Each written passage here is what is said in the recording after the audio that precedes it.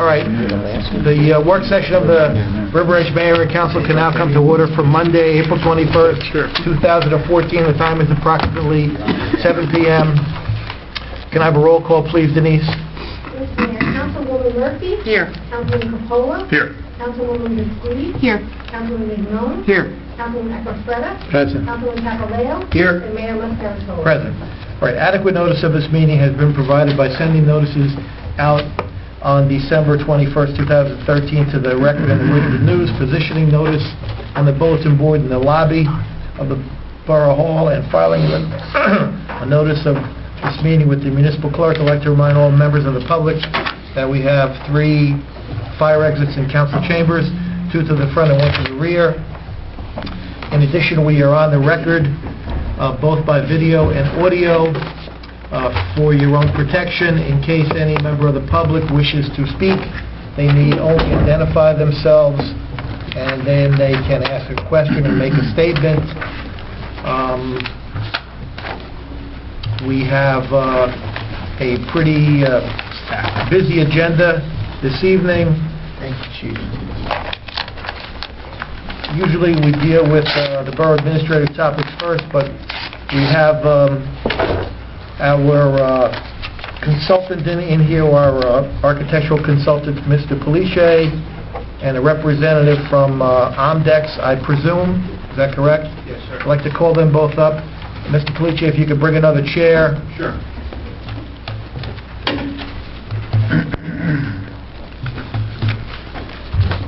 And then you can address the library roof project and HVAC system. Okay. Good evening, Mayor and Council. Good evening. I have this evening Brian from Omdex Consulting Engineers to give us a progress report on the library project, which is a combination of re-roofing and some mechanical rehab to the project. My drawings are completed. I'm just awaiting some consultation from Omdex regarding the ductwork that is recommended to be removed from the roof. I did update the drawings to include the clear story rehabilitation, which is the replacement of 23 windows in the upper roof that we determined that were in failure and needed replacement. Those windows have been specified, and like I said, the drawings have been completed for that aspect of the work. So it's a cohesive package to go out to bid. We were at the site about 2 weeks ago as the weather broke to evaluate some systems that needed to be replaced. And then also Omdex took a look at some of the other equipment up on the roof, and I'll turn the meeting over to Brian to give you a short summary of what his observations and recommendations were for that project. Yeah, I think so. All right. Hello, my name is Brian Pesechnik. I'm with Omdex Engineers. I'm the president and a licensed engineer in the state of New Jersey. Peter asked me to take a look at this project with him, being that our expertise is mechanical systems, electrical systems. It appears that there was some ductwork installed on the roof and subsequently roofed over some time ago. Apparently the roof project that's being contemplated with roofers will not warranty or guarantee that kind of installation going forward. So we were asked to evaluate how we can rectify this in the mechanical system. The easiest, most efficient answer would be just to simply remove the ductwork and relocate it to inside of the building. That might offer some aesthetic challenges, but from a efficient C standpoint, that would most likely take care of the problem of the ductwork on the roof. Any questions? Well, our technical expertise up here on the dais is Councilman Mignon, who's a licensed engineer, and Councilman Acofredo, who's a licensed architect, so I will defer to them for any technical questions. Vito, Because you keep signing. No, how are you? All right. Are there any alternates to what you just described as the most efficient and direct way? Well, it's an old system, has some challenges, you know, without sort of chasing that rabbit down a rabbit hole. There's really no easier or better way of doing it. I mean, there's some alternates that me and Peter were discussing, perhaps covering the ductwork with some kind of architectural thing, but I think that just makes it more complicated, or perhaps sort of running it to the ceiling of that big open space and trying to get it up into the ceiling where the roof is pitched and sort of distributing the air that way. On the onset, that seems like a pretty neat and you know, aesthetic solution. The problem with that is getting it to there. There's no clear path to conceal that kind of ductwork in that manner. So yes, you'd have your diffusers in the ceiling, but you'd have this big duct sort of coming through and poking into the ceiling. So that's really the only ways of solving the immediate issue with the ductwork on the roof that we can see. So the recommendation would be to remove the ductwork from the roof, so the new roof can receive a full warranty. The Right. manufacturer will not back off. Right. How many years are we asking for the new warranty? 20? Okay, and how many times we would have to do this? How many units are on the roof affected? Well, I think that's a different issue. The issue that we're talking about right now is the ductwork that originates from the basement of the building. It runs up a shaft and then sort of pokes out onto the roof and then runs along the roof right below the clear story windows. And then if you recall being in the library, if you look up, there's diffusers. Right. And that's basically the outside wall of the building. So that issue is the issue I'm discussing right now, is to take that ductwork from the outside and sort of put it on the inside. It'd be exposed, because I think you can't just simply remove it and cap it, because you know, you'd lose your heating and cooling system for that space. No, and I'm certainly not advocating that, but when you say remove it from the outside, put it on the inside, what are the consequences of doing that? I mean, this From a ductwork... mechanical standpoint, none. No, now I'm talking the aesthetics of it. What are the consequences? Because it's very easy for an engineer to say, oh, we take it from here, we put it there. Meanwhile, now we're causing another 3 or 4 things that will have to be addressed. Right, So, of course. okay, so the easy part is to do what you said. Where do we go from there then? Well, you have some choices. We could do spiral duct and paint it and try to blend it in. That has been done effectively. You know, that is a possible solution. The other solution is come up with some insulated ductwork and conceal it in a soffit. The soffit will protrude inside that clear story space, and we could treat it architecturally with maybe some moldings or maybe like a cove to blend it into the architecture. I think once it's painted out, it will look like a protrusion, and we can put some new linear diffusers and try to blend it in with the architecture of the interior as best as we can.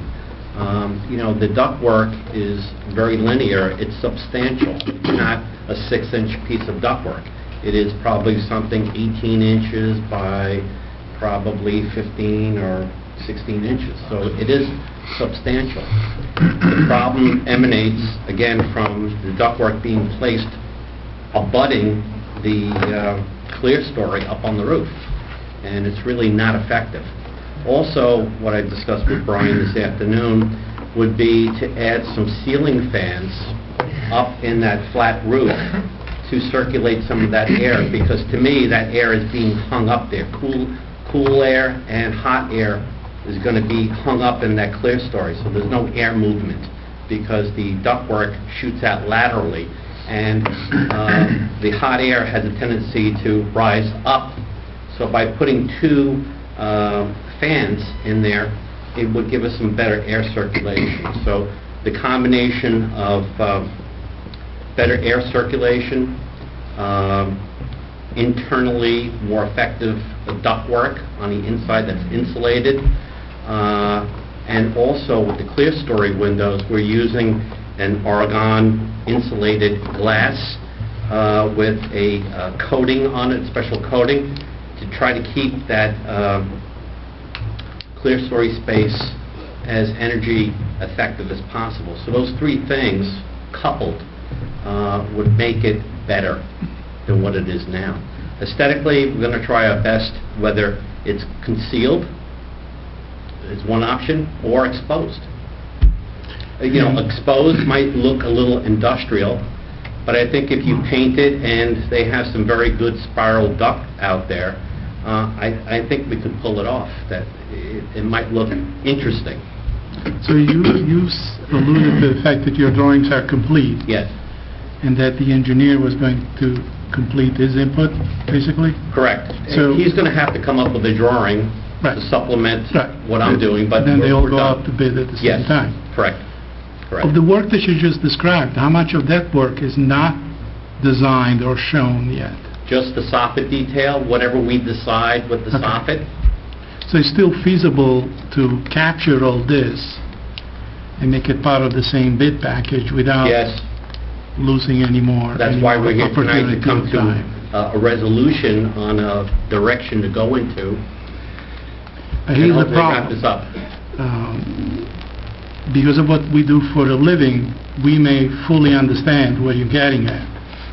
But maybe other people that are not in the field of it may have a problem understanding an exposed spiral ductwork versus a concealed ductwork just by waving of the hands.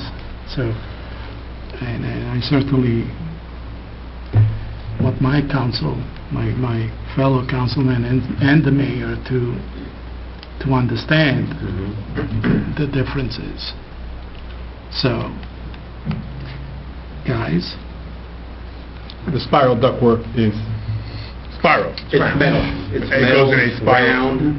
no, it's round. It's the way it's constructed Yeah. that looks like a spiral. Right, so when I look at it, I say, wow, it's a spiral. It's a spiral. Right. It's like a metal shaftway.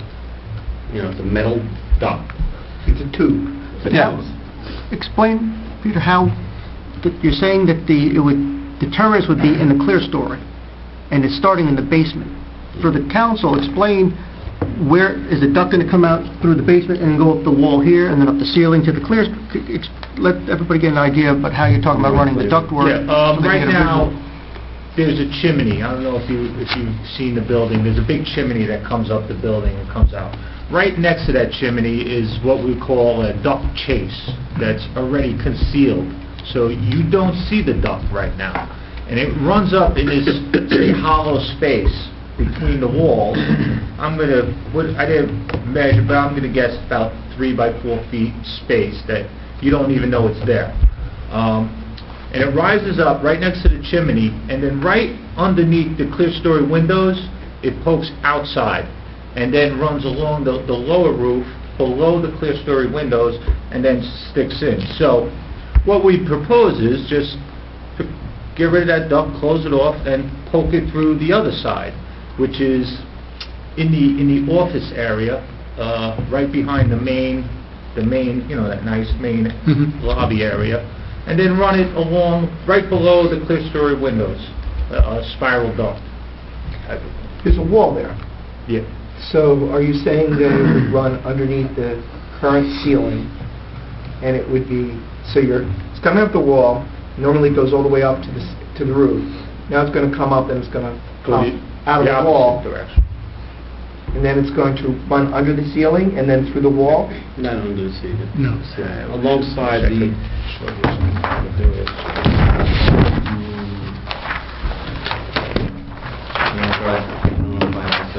You don't have a plan showing the building? Like a floor plan? I have last drawing, three-story plan. Right here. Yeah. And here's where it... Mind if I just concentrate that real quick? And ladies, if you look, right next to here, below the roof, there's a shaft. And it comes up and penetrates the roof and then runs along the clear story and just sort of pops in. I remember that, I've seen that. Yeah, so what we would propose at this point is just go out into this room here and run a duct below So the only exposed ductwork would be along... Yes, the- yes. That's what I want everybody to understand. That's where I was going. So it's only going to be inside the three-story area? Correct. So, just to say it another way, there will be no impact on interior space as a We have a result look of at that? moving the structure. Thanks. Dr. Mark? It's not really a full plan, but this is where the chimney is. It comes up. Right next to it is a space, and a duct is in there. And right now, it comes up and then runs along the roof. No, And then just pokes in. we'll do it both ways, exposing... Yeah, and Peter imparted that onto me as well. But there's no impact, negative impact to interior space as opposed to when moving this ductwork in? Like, we're not, the office isn't going to lose space, the common areas aren't... Right, okay. It's just aesthetic. It'll be about 10 feet above. Right, that's how I understood, I just wanted to make sure. Okay, anybody else? Ed? I was just talking with Councilman here. Maybe, can we, just for the bidding purposes, just do it as an alternate? Have it exposed and then have it enclosed, and then we can decide, Okay. maybe you can do a little mock-up, below the clear story showing what the detail of the spiral duct would look like, Okay. as opposed to putting the soffit. And then That's fair. we don't have to make a decision tonight. We'll have both prices in the bid, and we can go whatever way we want based on everybody, and then show it to Dara in the library so they can see what you're proposing. My second question gets to something... Yeah, no, go. Larger. Have you had the opportunity to assess the overall HVAC system? And, because I know we're talking about whether we're replacing units now, do we need to replace units later? I've had anecdotal evidence that, there's areas where parts of the building are too hot, too cold, there's not good air circulation. So are we looking at, in the next year or years, looking at whether we want to replace the actual HVAC system with something else, like we're doing in this building? We're going to one of those refrigerant... Variable. The VRV system. Yes and no, to answer your question. We looked at the rooftop equipment, which is your standard DX rooftop units, which I guess service what's called the additions to the original building. From what I recall, they're about 20 years old, the units, and there were some newer ones. But a typical rooftop unit that's maintained properly will last 30 years. Okay, so with that being said, you're starting on the downside of those rooftop equipment. But they seem to be working fine, and I don't see any reason to replace those units. There is one unit, though, that I couldn't tell because the nameplate was worn off. And it seemed to be the same vintage as the units that were more recently replaced. There was a couple of units up there that might have been 10 years old. So maybe that one unit you want to look at replacing or somehow put that on. Now, the existing building system is a bit of an issue, I would say. That's the unit. There's a unit in the basement, or two air handlers in the basement, very old. There's no labels on them, so you really can't tell. It appears that at some point, the system was somehow modified. There must have been like a multi-zone unit in the basement, and that was taken out, and they put these air handlers and duct furnaces down there. Now, a duct furnace is just basically a gas-fired heater that the air blows through, heats it, and distributes. Now, all that ductwork distributes through the building. The one piece, which is the one we were just dealing with, which comes up and feeds the clear story, and the other parts seem to run underground and come up in floor diffusers around the perimeter of the original building. I guess there used to be walls there, and then these were floor diffusers sort of surrounding the space. Is it a four-stair system then? Yes. I think this is the system that's probably causing the complaints. It seems old, tired, and No humidification?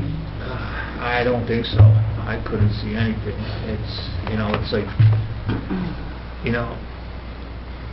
we were talking about different ways of, maybe replacing it, fixing it.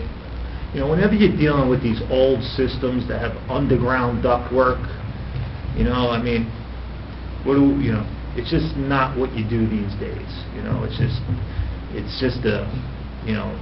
It's just a collection of garbage in the, because these things are on the floor, so you just, 40 years later, who knows what's in these ducts? I don't know. But to answer your question, I have not done an exact analysis of that system, okay? But an overall opinion, I would say that it's time to start looking at replacing that thing. And that system provides heating and cooling? Yes, sir.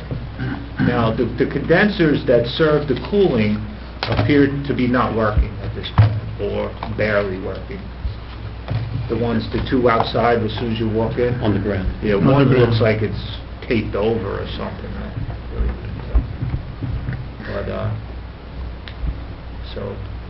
Mr. Pasnick? Okay, just, because I speak with Darren on a regular basis, and Vito had asked for clarification from going back initially when we were discussing with Mr. Felice the scope of the work. And at that point, there was no mention of anything in the basement. It was one unit on the roof, and then the two on the outside. And then further along, it became the basement, the two on the outside, and one on the roof. So when we do this roof, is there like a crane that has to come and take off these old units and then put them back up again? Typically, when you do that, there's one unit that you might want to lift up. The curb is very low, and I doubt the roof is going to be able to roof around that curb. But most of the other curbs looks like they could be roofed right up against without having to remove the units. So I guess what we're looking for is, unequivocal. The units on the roof are supposedly 20 years old. The basement heater is 30 years old. And so there has been complaints about the air conditioning not working.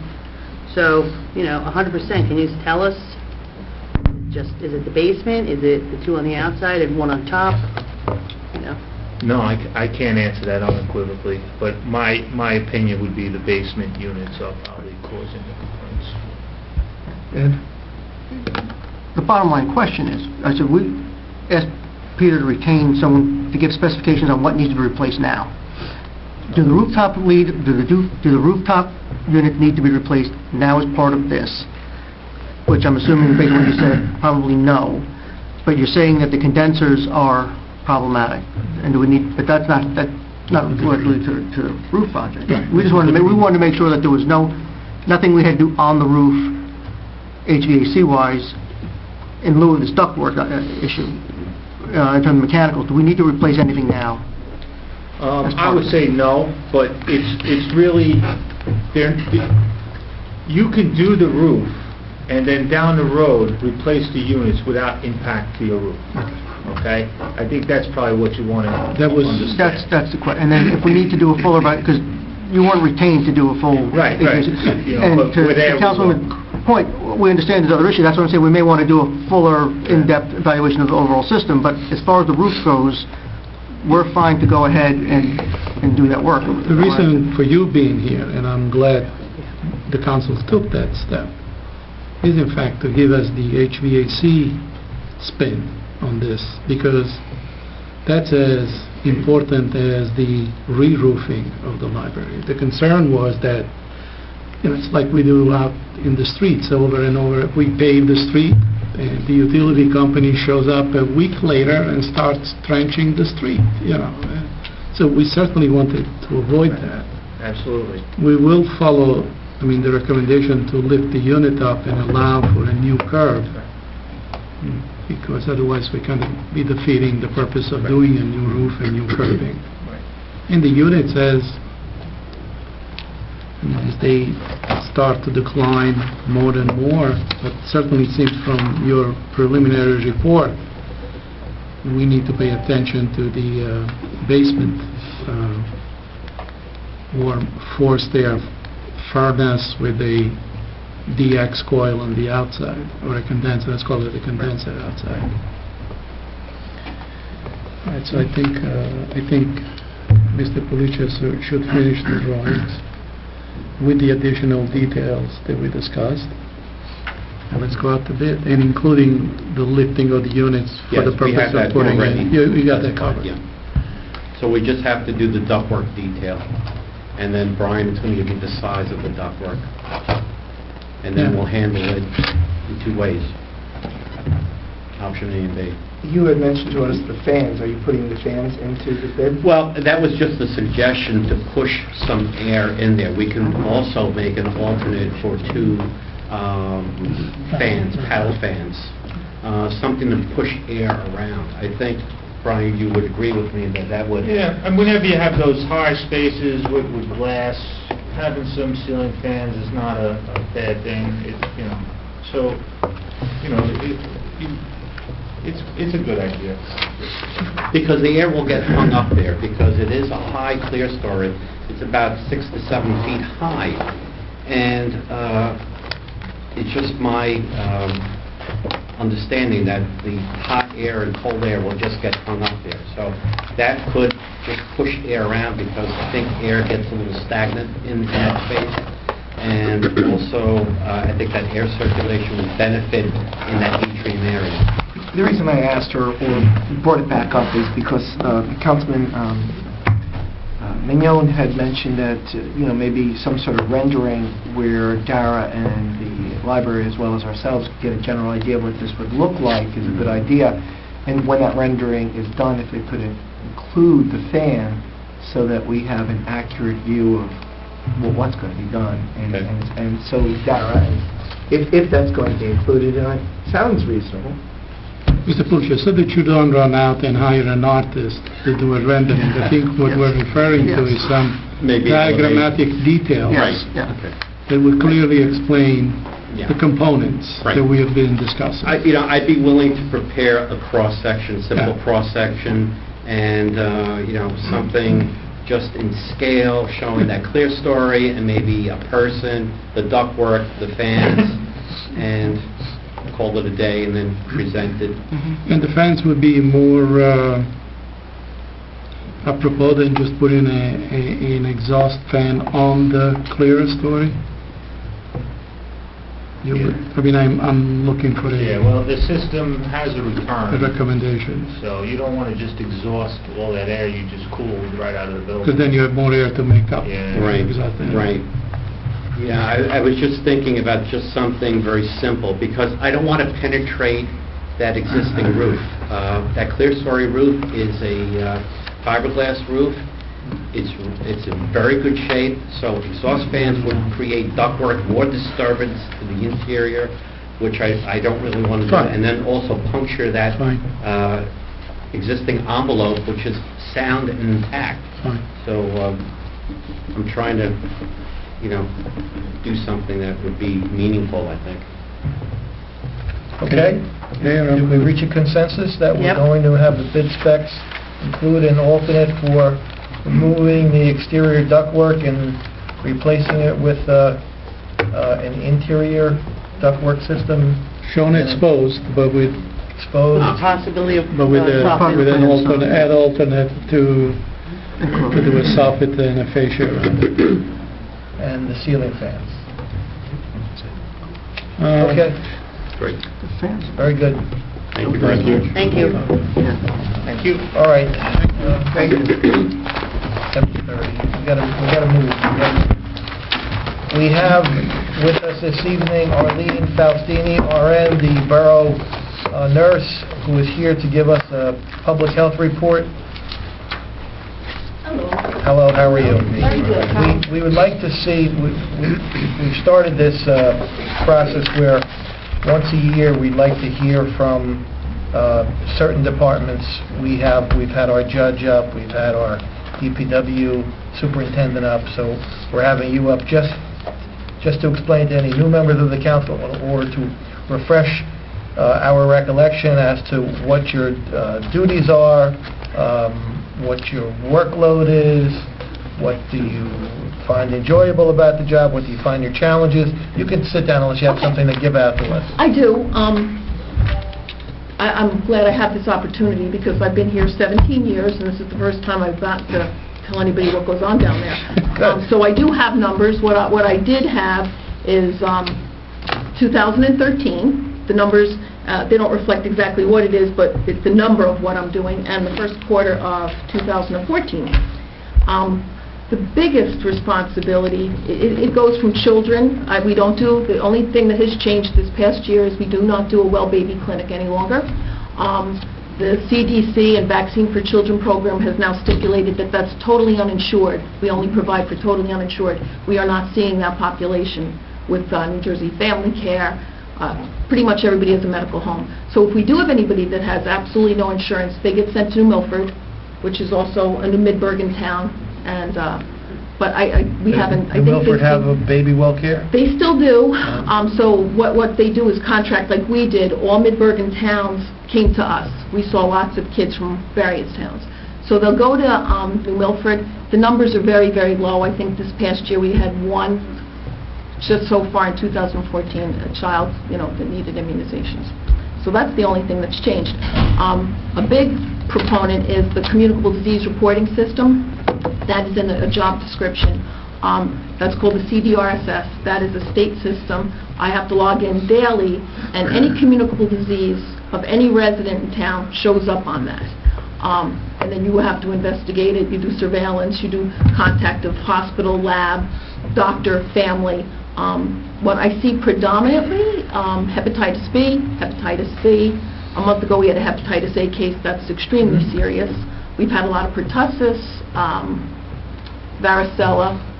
We've escaped the measles and mumps college outbreaks. We have no residents like that. We've seen dengue fever and malaria. So that's on This year, you saw No. dengue fever and malaria? 2 years ago. How many cases did you have of dengue fever and malaria? Two.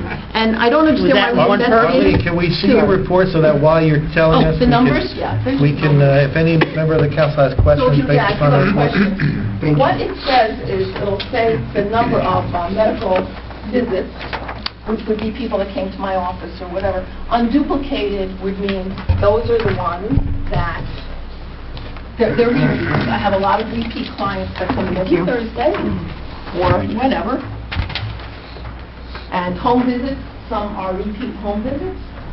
The most enjoyable thing I do is honestly home visits. How I find out about these people, sometimes it's the police department, it can be clergy, it can be a concerned neighbor, and the women in the tax office have been exceptionally helpful with referral, because they've had cases where they've brought, the seniors come in to pay their taxes with their home health aide, and home health aide was pushing the envelope for a power of attorney, which lights go off, and then they'll ask me to check up on this patient. And we had a case, I guess it's about 6 or 7 years ago, of a woman, lived alone, no family. Tax women said, there's something fishy here. She wouldn't let me visit. She finally let me visit in her home. Home health aides were not taking care of her. She could barely get through her house. They would come and take her wash, give her food. We contacted a family member out of state, a distant nephew. He came down to visit. What the police The police got involved. They investigated $120,000 to $180,000 of her money taken over the course of 5 years. So it was quite challenging.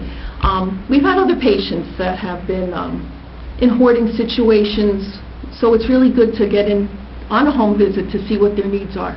If they have family members, contact them, and then we do a big referral for social services, whether we have to call Adult Protective Services, Meals on Wheels, that kind of thing, home health aid. So that's the most enjoyable part.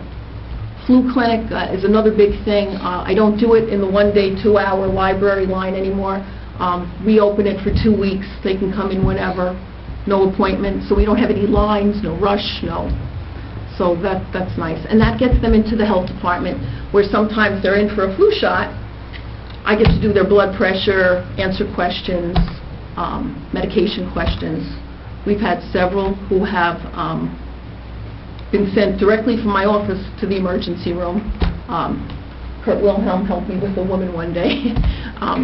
She had come in to the tax office, medically very needy. And when she came in, she had no family. Till Kurt started interviewing her, and all of a sudden she pulled out a card with her daughter's name and number.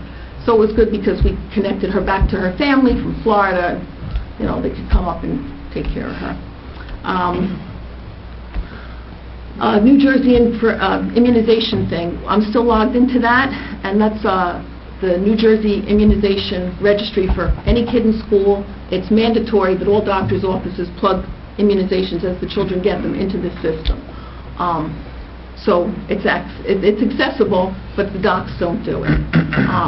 Schools, I go to the schools to audit them every year for immunization compliance. Now I've got 5, I've got 3 more schools to go. I tend to do Roosevelt, Cherry Hill, Yeshiva last because they have nurses present, and I know that their immunization records are impeccable. They know what the kids need, and they're up to date with that. Tuberculosis surveillance, we do that. There are occasions we have TB patients. We will get paperwork stating that they're on medication. Sometimes they require what they call DOT. I have to go to their house every day for 10 days to make sure they're taking the medication the way they're supposed to. We have had a case of multiple drug-resistant TB. That's extremely serious, very contagious and deadly. She needed 3 weeks of injections. Several times I had to go there. She needed injectable medication, and I could give that. What other numbers are on there? The adults immunized, 300, which is a high number. Are those the flu injections? Most of that is the flu. Okay. What we did do, when the seniors come in, I give them information. Everybody should have Tdap vaccine, so every senior gets a pertussis dose. The shingles vaccine is a really important vaccine, but Medicare doesn't cover it. Hackensack Health Department gives adult vaccines, so we referred about 35 to 40 residents went down to Hackensack. They considered them uninsured because Medicare wouldn't cover, so by word of mouth, a lot of our residents got the shingles vaccine from there, Tdap vaccine, so some of that is other vaccines, and hepatitis B. Ellen? Thank you for coming in. No I know problem. we met at seniors a while ago, so thank you for coming in. Do you feel that your services are well enough known by the residents of River Edge? Is there an opportunity for us to inform more people about your services? I'm glad you asked that because I discussed this with Tom Smith a while ago. On the heels of Sandy, there are residents out there that, without power or whatever, are needy. And it's not just the seniors, because I've been in homes that people have, developmentally or severely disabled children. So what I have a copy. I'll give you a questionnaire that I would like. It's optional for residents. It's very benign. It would be very confidential, that in the event that we have any other kind of storm or disaster, there would be a database where we would know who to reach out to or who to send a policeman to check that, somebody has medical equipment that requires, like tube feeding, things like that would require power. Not everybody has a generator. So not enough, no. So do you have a questionnaire that would be something we could Yeah, look and at I and ran talk by the about? health officer, it is optional, who lives in the home, are there medical equipment needs, that kind of thing. Because we were trying to decide, like, we don't have the town newsletter like we had years ago where we could put something like that in. When we did have that, I used to have a list of seniors that I would call once a week just to check on, see how they were doing, housebound people. And another thing, I would like to not make it mandatory, but sometimes if somebody hires a home health aide and the family discusses that with me, I like to visit the home. We've had incidences where home health aides are abusing some of our residents, robbing, and there was one particular woman that would not fire her because she drove the car, and it got this little old lady out. So if they know that they're being watched or that I'm stopping by to visit, that sometimes is a better thing. We get Kathleen first. What are your office hours? I'm here 9 to 2 usually. Sometimes if I have a longer day, I'm not here on Friday. What I do 9 to 2 for Monday to Mhm. Thursday? Yeah, and sometimes Friday. Friday can be a meeting day, and Thursday's the day I see blood pressure people. However, if they call me and they happen to stop in, that's fine. There are some who have medication changes, so if we need a running tally of taking their blood pressure every day, so we have something to give the doc. So somebody can come in between 9 and 2, Monday and Yeah, Thursday? or and you could probably anytime. I'm be there. very flexible. If they call me and they say they need something, And you say "we," who is the staff in your it's department? just myself and Adrian. And do you generate any revenues in the No. health department? Other than like dog, cat license, that kind of thing, but nothing, all Yeah. vaccines are You free. talk about dengue fever, Mhm. malaria, pertussis, varicella, hepatitis B. Do you have like a breakdown of Which is what? No. dengue fever, who's had that, or how many cases that you're dealing with? Just 2. That was 2, 1 malaria case. The number of communicable diseases, I think, is 39 on there. I don't know what it is. I didn't keep one, what it is so far this year. But I don't break it down. It is broken down when it gets returned to the state. If somebody plugs into River Edge, the state has the number of pertussis cases, varicella cases, Lyme disease. So, but once that's submitted, but I never kept a running tally of how many of each. And just from signing the bills a few months ago, you submitted a travel bill. Mhm. So some of your travel, I wish I had it now, but I don't. You seem to have to travel. When there's the infectious disease summit or the public health nursing summit, sometimes they're down in Trenton, Saraville.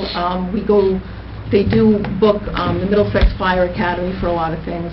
So that's training, right? Yeah. Okay. It's training, it's credits. Some of the courses, most of them are mandatory for CEUs, and they're provided by the State Health Department, and the State Health Department never really come past the Driscoll Bridge. Very rarely do they come up and give us a class up this neck of the woods. Livingston has probably been about the closest.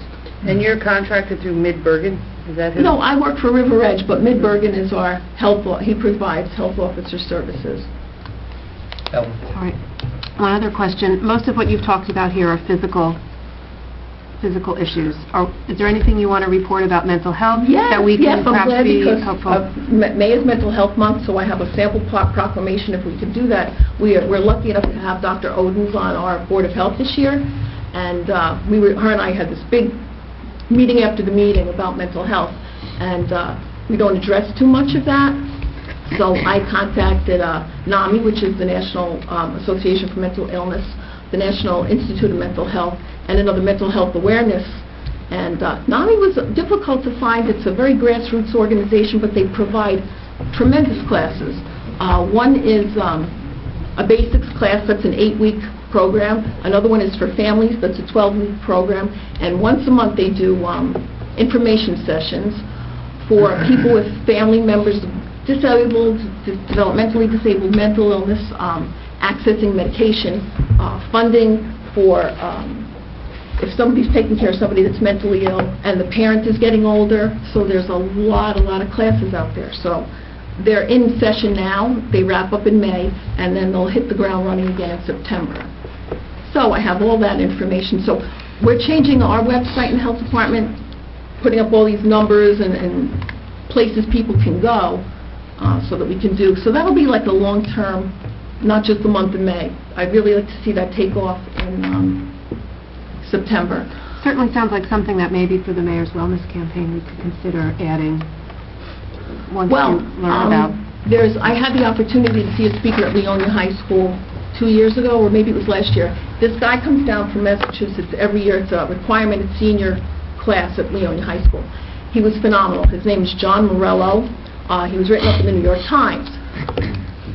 So I had spoken to some parents about considering getting that for Riverdale, and I sent Mrs. Papaleo an email saying he's going to be appearing at Leonia May 30th with some of his information. She's going to forward it on to the high school.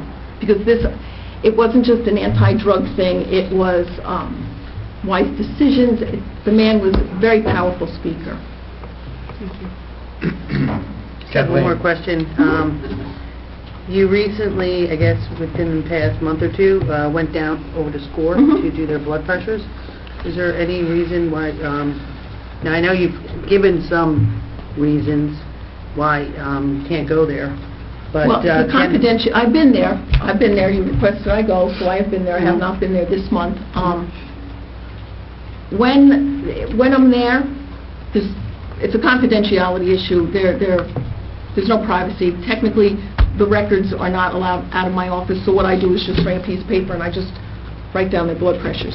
They're so much better served in my office, because I have had incidences where a woman was in blood pressure day, came in, she was paying her taxes, didn't feel well, her pressure was through the roof. I was able to call the physician from my desk, say to him, I'm sending her to the ER, and it was just, where I can call somebody. Or You probably have a cell phone with you that you could call. Yes, I have while you're at the 911. But even when they come in and they have medication questions, or I can talk to the doctor to say she's not taking it the right way, she's cut it in half, she's this, she's that, or they have questions, I have my computer right there. They've done blood pressure screenings in the park in public from the ambulance department with trees and people, and the seniors don't seem to... But that's not a nursing practice. This is a nursing standard thing. But if they're telling you they're fine and they have no problem with you coming there, is that a problem? If they're okay with it? I've been going, but it's an issue of they come into the room. If somebody has anything to discuss, they're all sitting in the room. Last time I actually got them to stay outside, and they were coming in one at a time. The last time I was there, I saw 8 patients. One had an elevated blood pressure, so my recommendation was she call her physician. It was written down for her when she got home. But if she didn't call me, come into the office. If she could not get into the office, I would check her in a day or two to see if it was that high. Was it just a freaky thing, or was she high like that? It's just about providing the confidentiality, privacy, physical privacy as well as auditory, so that you can talk to these patients. And again, I never have... There's no continuity. If they're asking you, would you be willing to do it? What? To go there, once a month? I do. She's going once a month. For how long? Since February? January, yeah, since last year, I've been going. January, February, I think we're you not... went one time last year. No, I didn't. I have about 3 sheets in my office, 4 sheets from whenever last year. They're not there this summer. January, February. Weather issue, no, I did not. All right. Arlene, thank you very much. Okay. Great job. Can I Good give to you see a copy of the sample proclamation? Yes. Oh, and you have a meeting You tonight? can give it to Denise. And it's for Tomorrow May? evening it's May. Okay. Tomorrow evening at the high school is a speaker. I went out, I think, on Riverdale's PTO. What's that thing called? If somebody could make an announcement. I think it's open for parents and children. It's an anti-drug thing tomorrow evening at 7. I gave you so we'll turn on to that. All right. With the heroin epidemic, I think it's important that we address some drug issues. And if anybody has any questions, Thank you. thank you. Thank you for appearing.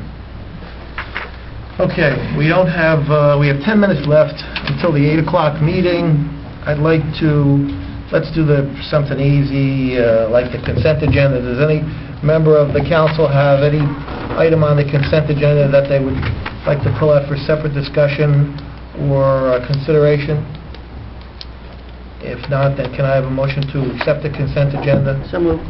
Second. All in favor? Aye. All right. let's see, what else can we get accomplished? Elected officials online training. Mayor, if I may, thank you. This is just a reminder that we have until May 1st to complete the EPL training. It can either be done online, or we have 2 sessions left, April 25th in Park Ridge or April 28th in Mawa. We'll send this information out again tomorrow morning so that the rest of the council can complete their training. We know Councilman Mignon and Papaleo have done their training, and I did mine the other night. Thank you. We appreciate you looking into this for us. All right. Yes, if we get a reminder, we can get it done online or attend one of the 2 remaining meetings. Let's see. How about the proposed bus stop relocation on Kinderconnect Road? Mayor, if I may, we received a letter from New Jersey Transit looking into some of the issues on Kinderconnect Road. They provided a resolution to relocate a bus stop, and that information was distributed to the mayor and council on April 9th. All right. Alan, would you know if the proposed relocation of the bus stop is in the area which may include the expanded scope of the Safe Streets application along Kinderconnect Road? Just so that we can coordinate the 2 together? I did not look at it, but Councilwoman Bastide has the drawing in front of her. This would be on Wayne Avenue, the far side. Yeah, I'm not sure. Yeah, that's it. And, let's see. It's not clear from this No, drawing. it's not clear, We'd have because we would check. That have was to my actually take question. it from a point extending 100 feet northerly from a certain point of a curb line. Do they give you the, they don't give you any, it just says, beginning at the northerly curb line on Wayne Avenue. And extending 100 feet north. I don't know. It's really not clear. Okay. Yeah, that's the area that would be in the Generally proposed. the area. Yeah, it It's looks just like not it would be, specific yes. here. Okay. Just to follow up, regarding that, at a former traffic and safety meeting, when the New Jersey Transit was here, we had informed them that we had met with the county about PSE&G coming to improve the lighting at that crosswalk as well as restriping Right. to make it on the side of the street that has the sidewalk. Do we have an update from Mr. Costa about No, coordinating those efforts? on the 16th, I did send him a reminder. We'll see him at our sewer subcommittee meeting this Wednesday morning, and I'll speak to him Okay. about it again. Okay, because if the efforts can be coordinated to make those improvements. Could I'm having a hard time visualizing how the proposed change, so if I, and maybe the other council, could get copies of this rendering that you have, or pass it around, There's no rendering. or drawing on I was map, or... just given this on Friday. I had asked for this on Friday. Oh, okay. So I can certainly maybe... We distributed that to the council. Oh, you did? Oh, I did. Okay, that's what this is. Okay, is that... It's just, I saw the just a street tax map, that's It's- it. Yeah. That's what I saw, and I was having a hard time figuring out exactly... At the new intersection of Howland Avenue, there is, on the northerly side of the street, there is the new bus pad, and there are about 2 slabs of sidewalk, and then there's a metal guardrail. Yeah. And then the borough owns property which is on a very steep incline. Yeah. From that point forward, and there's no sidewalk until you get to a house that is, it's about 4 houses south of Wayne Avenue. It's like if you, from my house, if you looked across the street, it's the Yeah. house to the right. Okay. That's where the guardrail ends, And the sidewalk begins. and the sidewalk, and there's no sidewalk there. Mhm. So the expanded scope of the Safe Streets grant application would include a sidewalk beginning at the end of the guardrail, Mhm. extending north to the strip mall. Okay. and then to include the new relocated bus stop, so it would have a landing pad and a sidewalk. That's where I'm a little confused. Where would the new relocated bus stop be? It's actually not new and it's removing the one and only having the other. That's Right where now I'm getting there's confused. two. So what they're doing is canceling a stop. Correct. Okay, great, thanks. What do you mean canceling a stop? Right now, there are two bus stop signs within about 50 feet of each other on that side of Wayne. How I read this resolution is they're eliminating one and keeping the other. Someone correct me if I'm wrong. Yeah, That's how no, I read the no, resolution? You're wrong. Oh. See, that's where I got confused.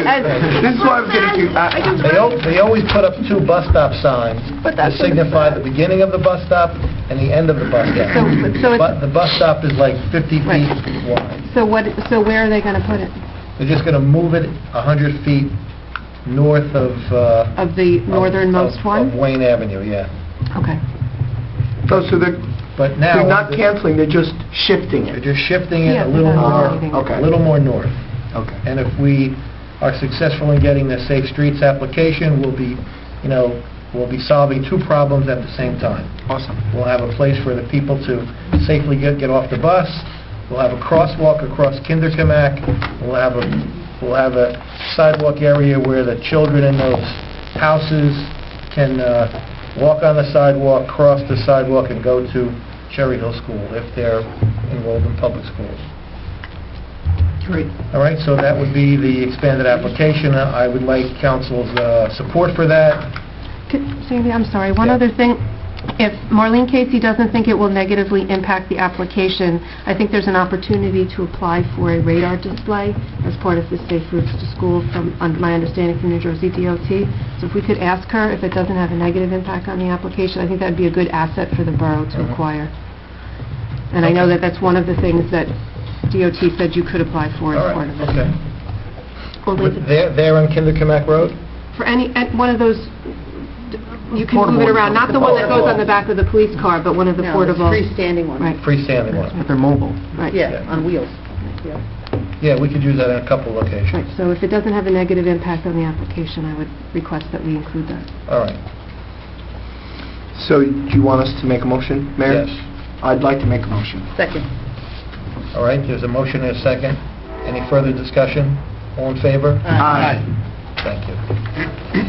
All right, that takes care of for discussion 1 and 2. We're just about at the 8 o'clock hour. I don't know if there's enough time to handle the animal control contract right now, because we have a three-part analysis that we have to discuss. Any unfinished business? Well, there's the historic element of the master plan, which I think is going to be an extended discussion. A capital list report, Alan? Is there, I don't think there's anything on there. that we have to do. Grove Street. Right. We sent a memorandum to John Lynch to proceed with the fencing. We'll see him Wednesday morning also, and I'll see him tomorrow, as a matter of fact. and I'll follow up on that. Okay. Carpeting, and this is a new, I asked that this be put into new business. Downstairs in the public safety building, the hallway outside of our recreation office between the courtroom, there's carpeting that's at least 30 years old. It's in pretty much deplorable condition, and I would either like it to be replaced or to have a vinyl flooring in that area. I think vinyl flooring is better over the long run. Alan? I'm sorry, yes, we can do that out of operating our buildings and grounds account. It was just a little bit better than, we had a few funds left over from last year, so we could probably get it out of there.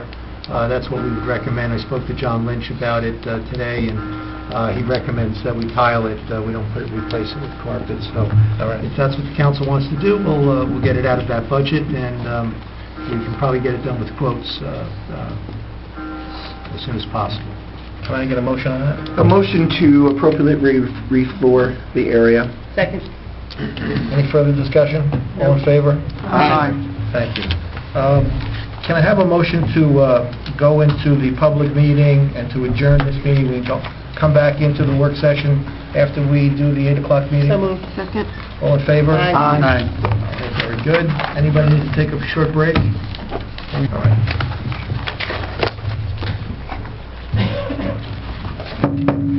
All right, we can begin the 8 o'clock regular meeting of the River Edge Mayor and Council for Monday, April 21st, 2014. The time is approximately 8 p.m. If we could all stand for a moment of silent prayer or reflection.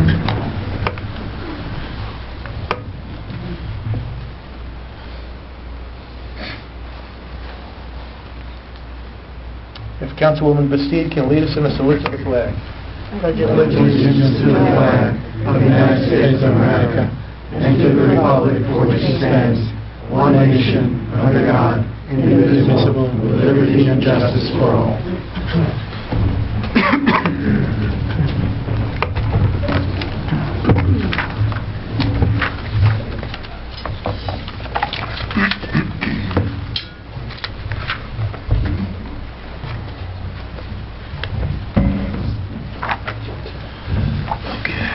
The New Jersey Open Public Meetings Law was enacted to ensure the right of the public to have advance notice of and to attend any meetings of public bodies at which any business affecting their interest is discussed or acted upon. In accordance with this law, the Mayor and Council of the Borough of River Edge have caused notice of this meeting to be published by having a date, time, and place posted in the Borough Hall. Notices were sent last year to the Record and the Ridgewood News. The mission of this governing body is to provide essential services for the establishment and implementation of public policy, to safeguard the infrastructure, provide honest, courteous, and professional services, establish a sense of trust and accomplishment with our residents. We do this through research and prudent planning, always sensitive to the needs of the taxpayer, while realizing that the governing body cannot be all things to all people due to revenue constraints, present economic conditions, and prevailing attitudes about taxation. We're on the record, both by video and audio. Any member of the public during the public portion of the meeting who wishes to speak need only identify themselves, and they can make any statement or ask any questions. We have 3 exits in council chambers, 2 to the front and 1 to the rear. Can I have a roll call, Madam Clerk? Yes, sir. Councilwoman Murphy. Here. Councilman Coppola. Here. Councilwoman Bastide. Here. Councilman Mignone. Here. Councilman Hackler-Freda. Present. Councilman Papaleo. Here. And Mayor Mastrocola. Present. Can I have a motion to approve the minutes of the Mayor and Council for the work session and the regular meeting of April 7th, 2014? So moved. Second. We have a motion and a second. Any discussion? All those in favor? Aye. Any Aye. opposed? Any abstained? Can I please have a motion to approve the minutes of the Mayor and Council for a special meeting of April 10th, 2014? So moved. Second. We have a motion and a second. Any further discussion? All in favor? Aye. I'll be abstaining, I was absent. Okay, we have 1 abstention. We have proclamations and awards this evening. Let me first do the proclamation for our borough clerk. I really don't want to do this, but you're forcing me to do it. I know. There was nothing. There's always time. You could always rescind your retirement. 30 days, Mayor.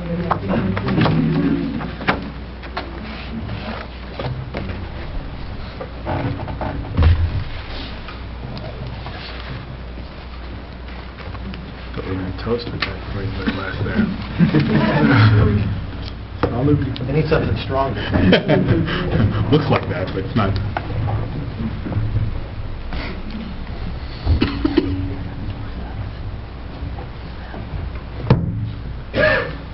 All right. Yeah. Bob, come on up.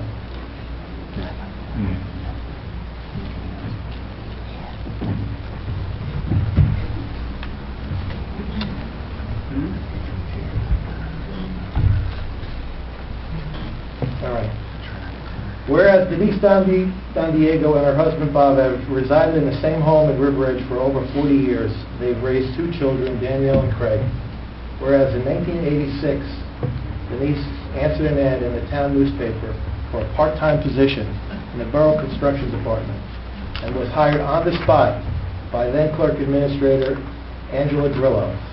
Whereas Denise transferred from the Construction Department to the Finance Department, where she continued to impress the governing body and her fellow co-workers with her professionalism in accounts receivable.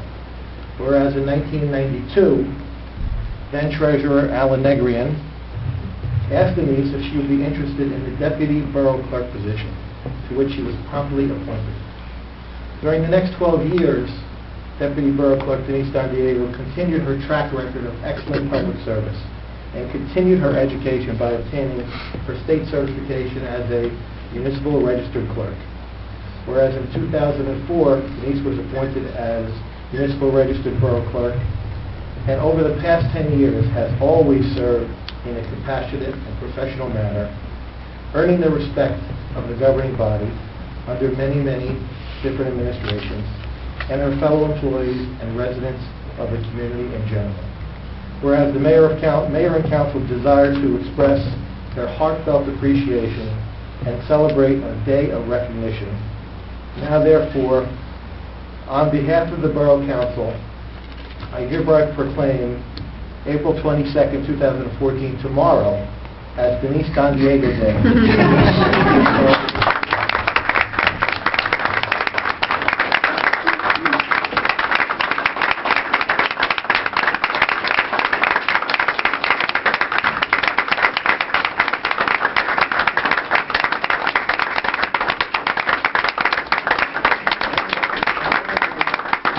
We have a small token of our appreciation, and I know that there are other members that want to speak. I know that the chief would like to say a couple of words, right, Chief? Yes. I know that we have Freeholder John Police here, who would like to say a couple of words.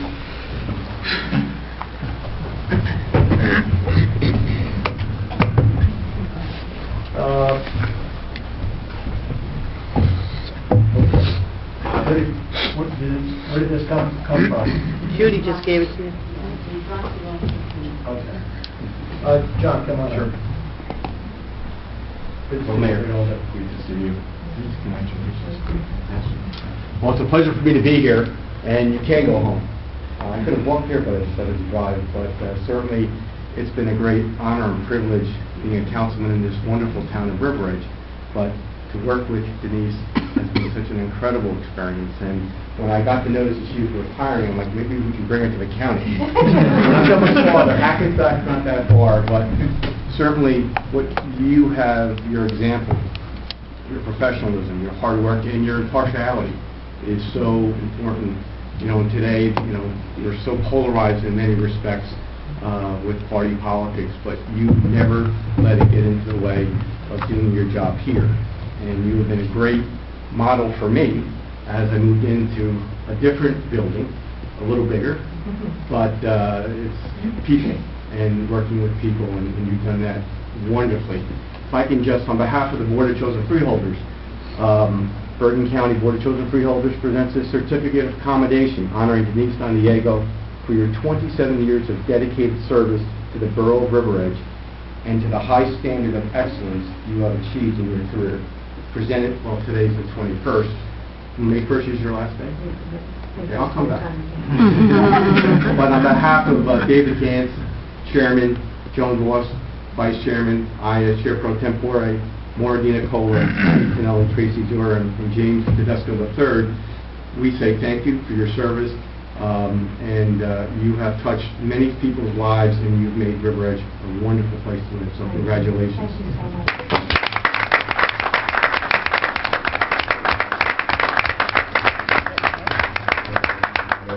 I'd like to read a certificate of commendation from the County Executive Kathleen Donovan into the record.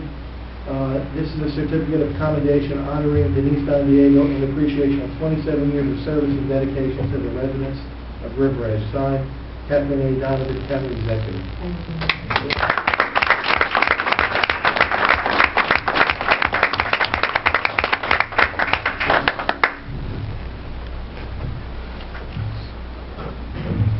Dear Denise, on behalf of the River Edge Police Department, I'd like to extend our most heartfelt congratulations to you on your forthcoming retirement. While your departure will no doubt offer many well-deserved opportunities for the future, it also marks a sad time for those of us in the borough who have come to rely on you in countless ways. You have always been a consummate professional who helped as a model on how to handle many a difficult task. Even in times when you have endured a private frustration or two, your steady demeanor and your cheerful disposition help those around you to keep a positive perspective as well. Despite how difficult and far-reaching the many obligations of your position, I can think of no time when you failed to meet those tasks with both a proficiency and an attitude that I have always admired. It's been a true honor and a privilege to have worked closely with you over the years. I wish you every joy and success in all of your future endeavors.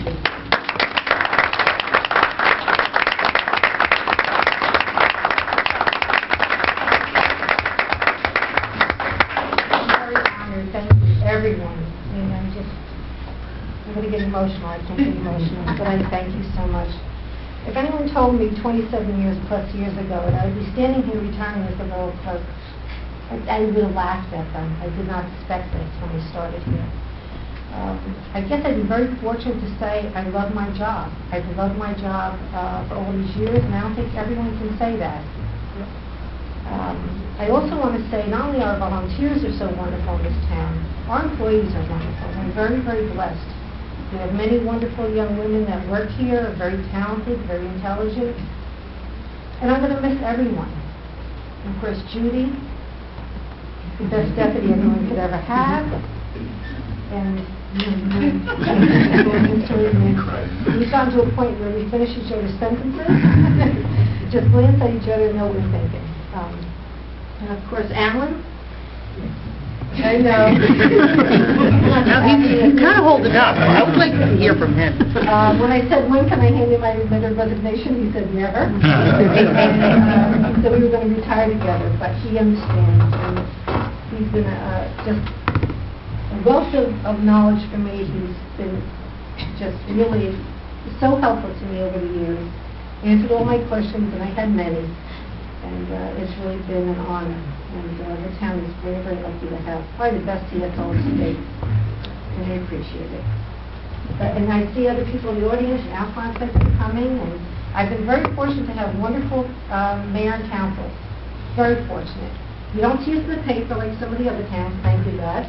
And they're professionals. And I've always said they're family people, and I really think that's a plus. I really do. And I've been very honored to work here, and I have mixed feelings. I'm looking forward to retirement, but it is kind of a sad time for me. But I will be around. I'm not going anywhere. Everyone asks, where are you moving? And moving nowhere. We're staying in the bridge. So, but I thank everyone. It's been an honor, and I really appreciate it. Honor for you tonight.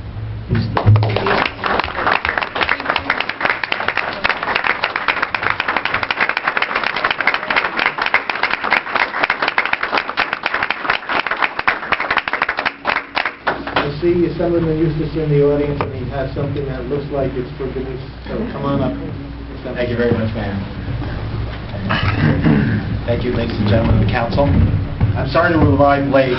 My office closes at 8. I wanted to get here as soon as possible. On behalf of Senator Gordon, Assemblyman Lagana, and myself, all of us have served on local councils either as council people or as mayors, and we know the job that you have done. To be the clerk means to be mother, father, counselor, negotiator, to do everything. You make sure everything happens, and I know that the town appreciates you as much as we do, Denise. Congratulations on your retirement, and we brought you a joint resolution from the Senate and the Assembly. Thank you so much.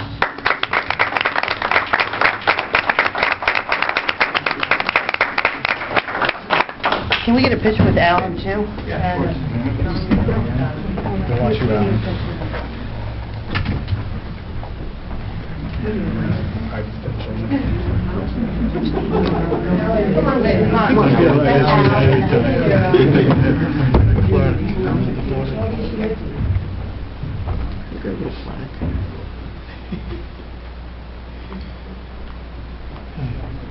Three, 1, 2, 3, 1, 1. On the count of 3, 1, 2, 3. Okay, thank you. Thank you.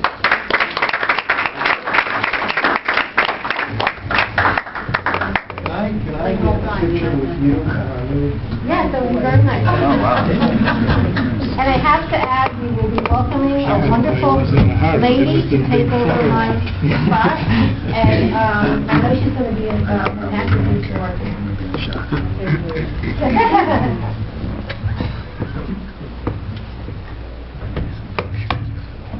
Thank you. Thank you. Thank you.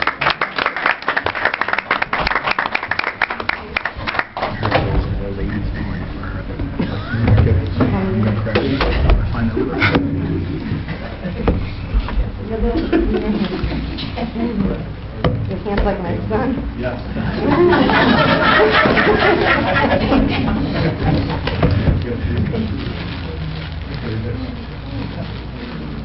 Oh, beautiful. The vase has an inscription that says, "Presented to Denise San Diego Borough Clerk, Borough of River Edge, 2004 to 2014, in grateful recognition, Mayor and Council." Thank you.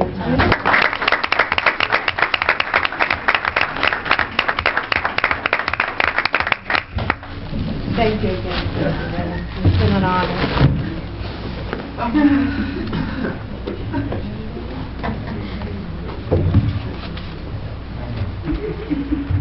And now, if we could have Stephanie Evans up here. Tough to follow, I'll tell you. Stephanie, do you have someone you'd like to hold the Bible? Mayor, Mayor. we have to approve or hire first. Oh, we didn't do that? No. Formally. Little side, little. Not exactly. Well, we could suspend the agenda and She's move working straight for to 20 that. years, and not really. You want to go to the hire first, Tony? Is it on the... Yes, it is. It's on the appointment first. On the appointment first. On the appointment list? Yeah.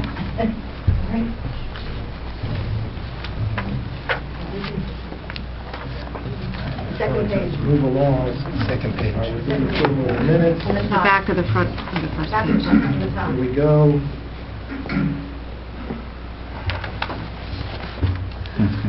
All right, appointments and personnel changes. Approve the hire of Stephanie Evans, 50 Chestnut Street, North Arlington, as Borough Clerk, with a step one salary, $56,660 with a 6-month probationary period, contingent upon the completion of a medical exam effective April 28, 2014. That's the motion. Is there a motion to that effect? So moved. Second. There's a motion by I think we Councilwoman, need to amend that to the 22nd, at least change. the 22nd of... 2017. No, just kidding. Come on. As amended. Is there a So motion? moved. Yes, Is motion. there a second? Second. Second by Councilman Mamon. Any discussion? All in favor? Aye. All right.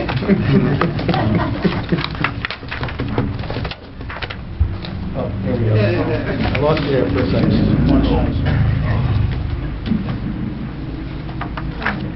Right here? Someone can hold the Bible?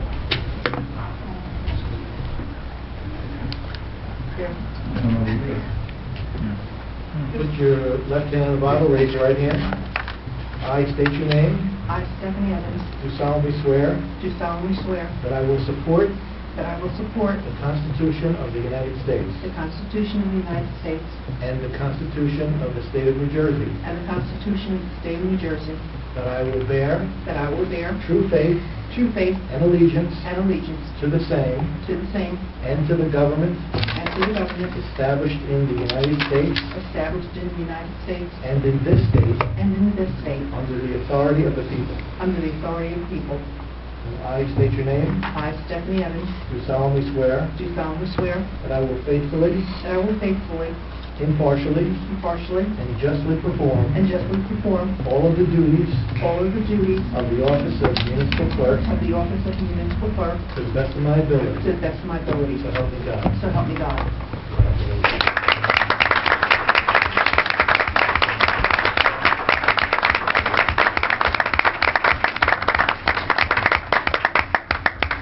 Stephanie Sonia Road.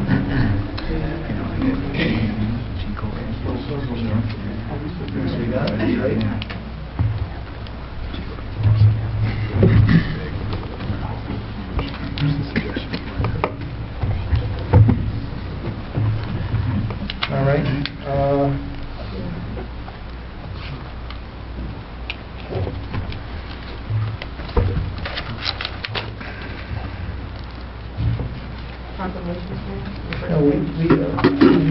I'll do the other appointments while I'm here, unless we have to take formal action on any of the appointments, whether it's fine. So they're fine, this is a big appointment. I'm good with the appointments. Former Councilman Bartoloni, come on up. How you doing? You're joining our dream team? I am joining you. Very good. And public events? Very nice. Okay, there you go, raise your right hand. Need a motion, Mayor? Mayor, We need a motion, Mayor. I'll make a motion to, I'm sorry. no, you didn't. make a motion. Second. We have a motion and a second. All in favor? Aye. Opposed or? Terribly embarrassing. All right, here we go. I state your name. I, Alphonse Portolano, Do solemnly swear do solemnly swear that I will support the Constitution of the United States, that I will support the Constitution of the United States, the Constitution of the State of New Jersey, the Constitution of the State of New Jersey, that I will bear true faith and allegiance to the same, that I will bear true faith and allegiance to the same, and to the government and to the government established in the United States and to the government established in the United States and in this state and in this state, under the authority of the people. under the authority of the people. And I state your name. I, Alphonse Portolano, Do solemnly swear do solemnly that swear I will faithfully, that I will faithfully, impartially, impartially, and justly perform and justly perform all the duties all the duties as a member of the Green Team as a member of the Green to Team the best of my ability. to the best of my ability. So help me God. So help me God. Thanks for the volunteer.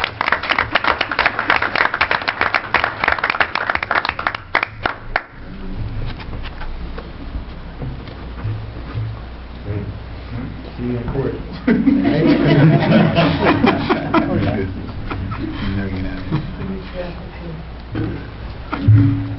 Do we need a motion on, Yes, you do. Teresa Esposito? Can I have a motion to appoint Teresa Esposito as a member of the Special Events Committee? So moved. Second.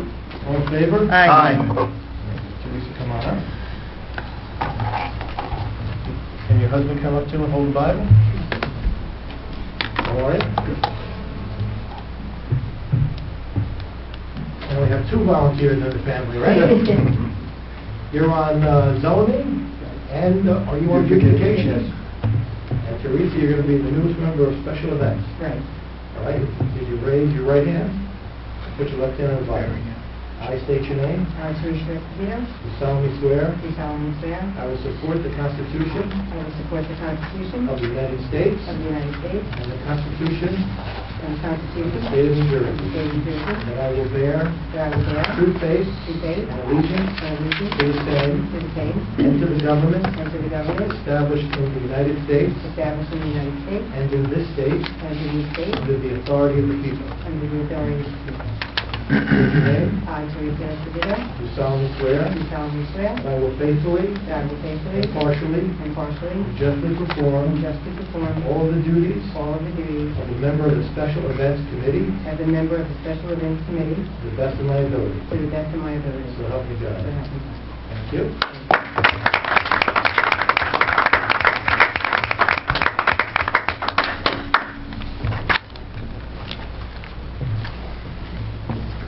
All right.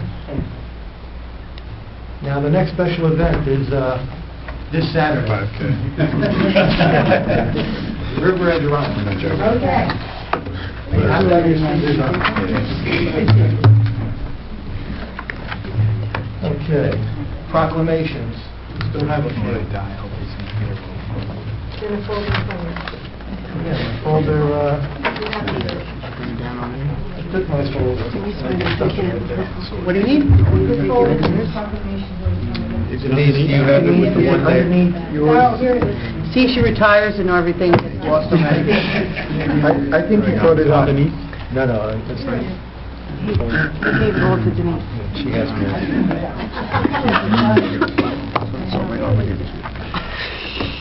What would I do with that?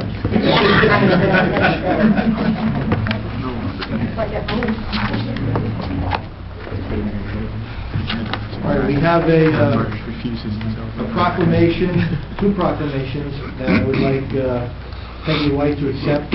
One is for the annual poppy sale by the American Legion, and the second one is for, what? Loyalty Day, because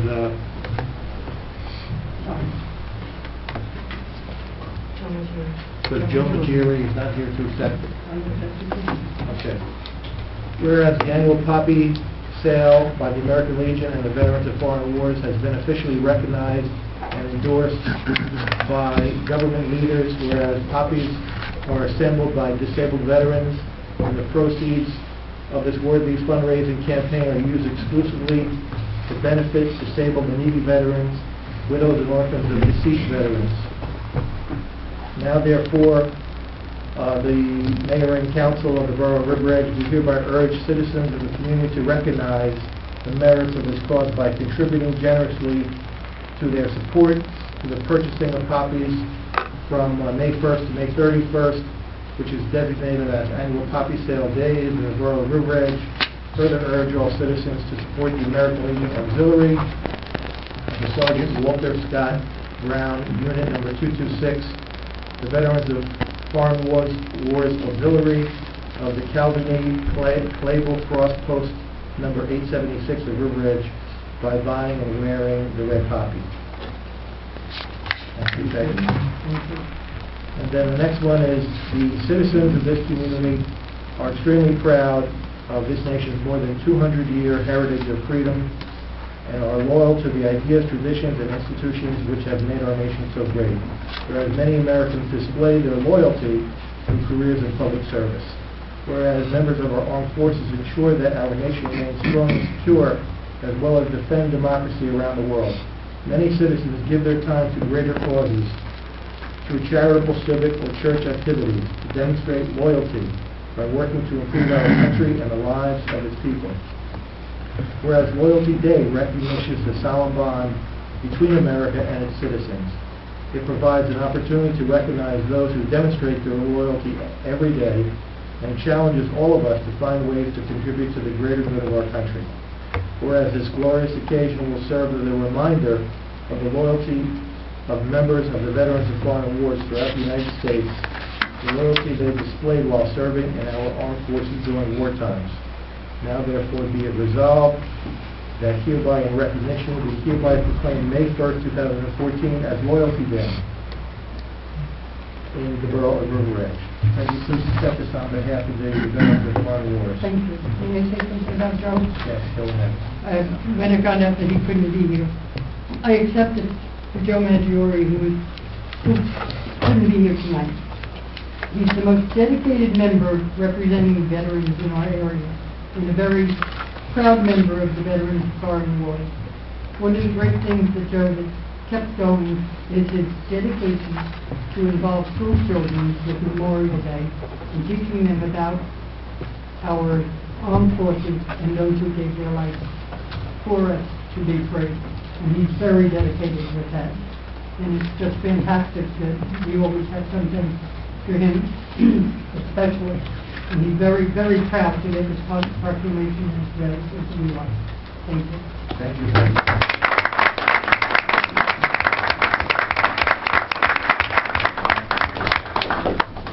And now, in celebration of April 25th as Arbor Day, I'd like to invite up members of the Shade Tree Commission to accept their proclamation for Arbor Day.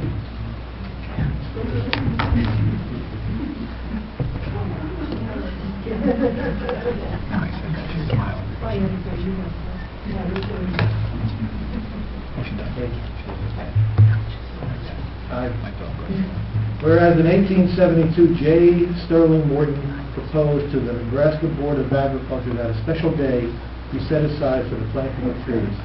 Whereas this holiday called Arbor Day was first observed with the planting of more than 1 million trees in Nebraska. Whereas Arbor Day is now observed throughout the nation and the world. Whereas trees can reduce the erosion of our precious topsoil by wind and water, they can cut heating and cooling costs, moderate the temperature, clean the air, produce oxygen, and provide habitat for wildlife. Whereas trees are a renewable resource, giving us paper, wood for our homes, fuel for fires, and countless other wood products. Whereas trees in our city increase property values, enhance the economic vitality of business areas, and beautify our community. Whereas trees, wherever they are planted, are a source of joy and spiritual renewal. Now, therefore, we hereby proclaim April 25th, 2014 as Arbor Day throughout the borough, urging all citizens to celebrate Arbor Day and to support efforts to protect our trees and woodlands. Congratulations.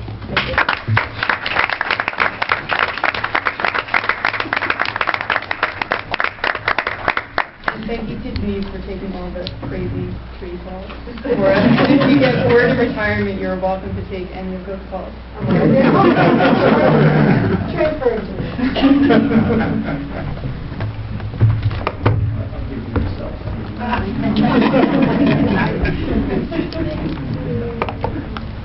All right, we were jumping around, so, I forget to open the meeting.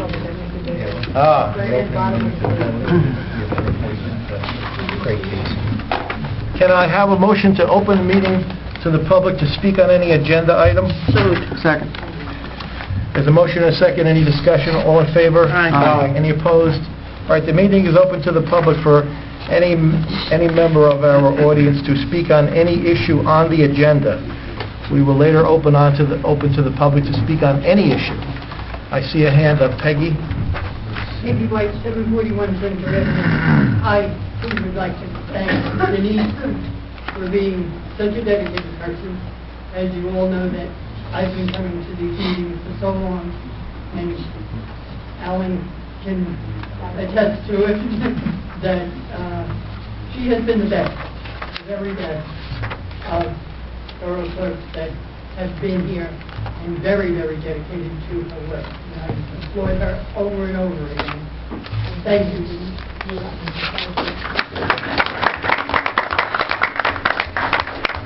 Would any other member of the public like to speak on an agenda item? Can I have a motion to close this portion of the meeting to the public? So moved. Second. All in favor? Aye.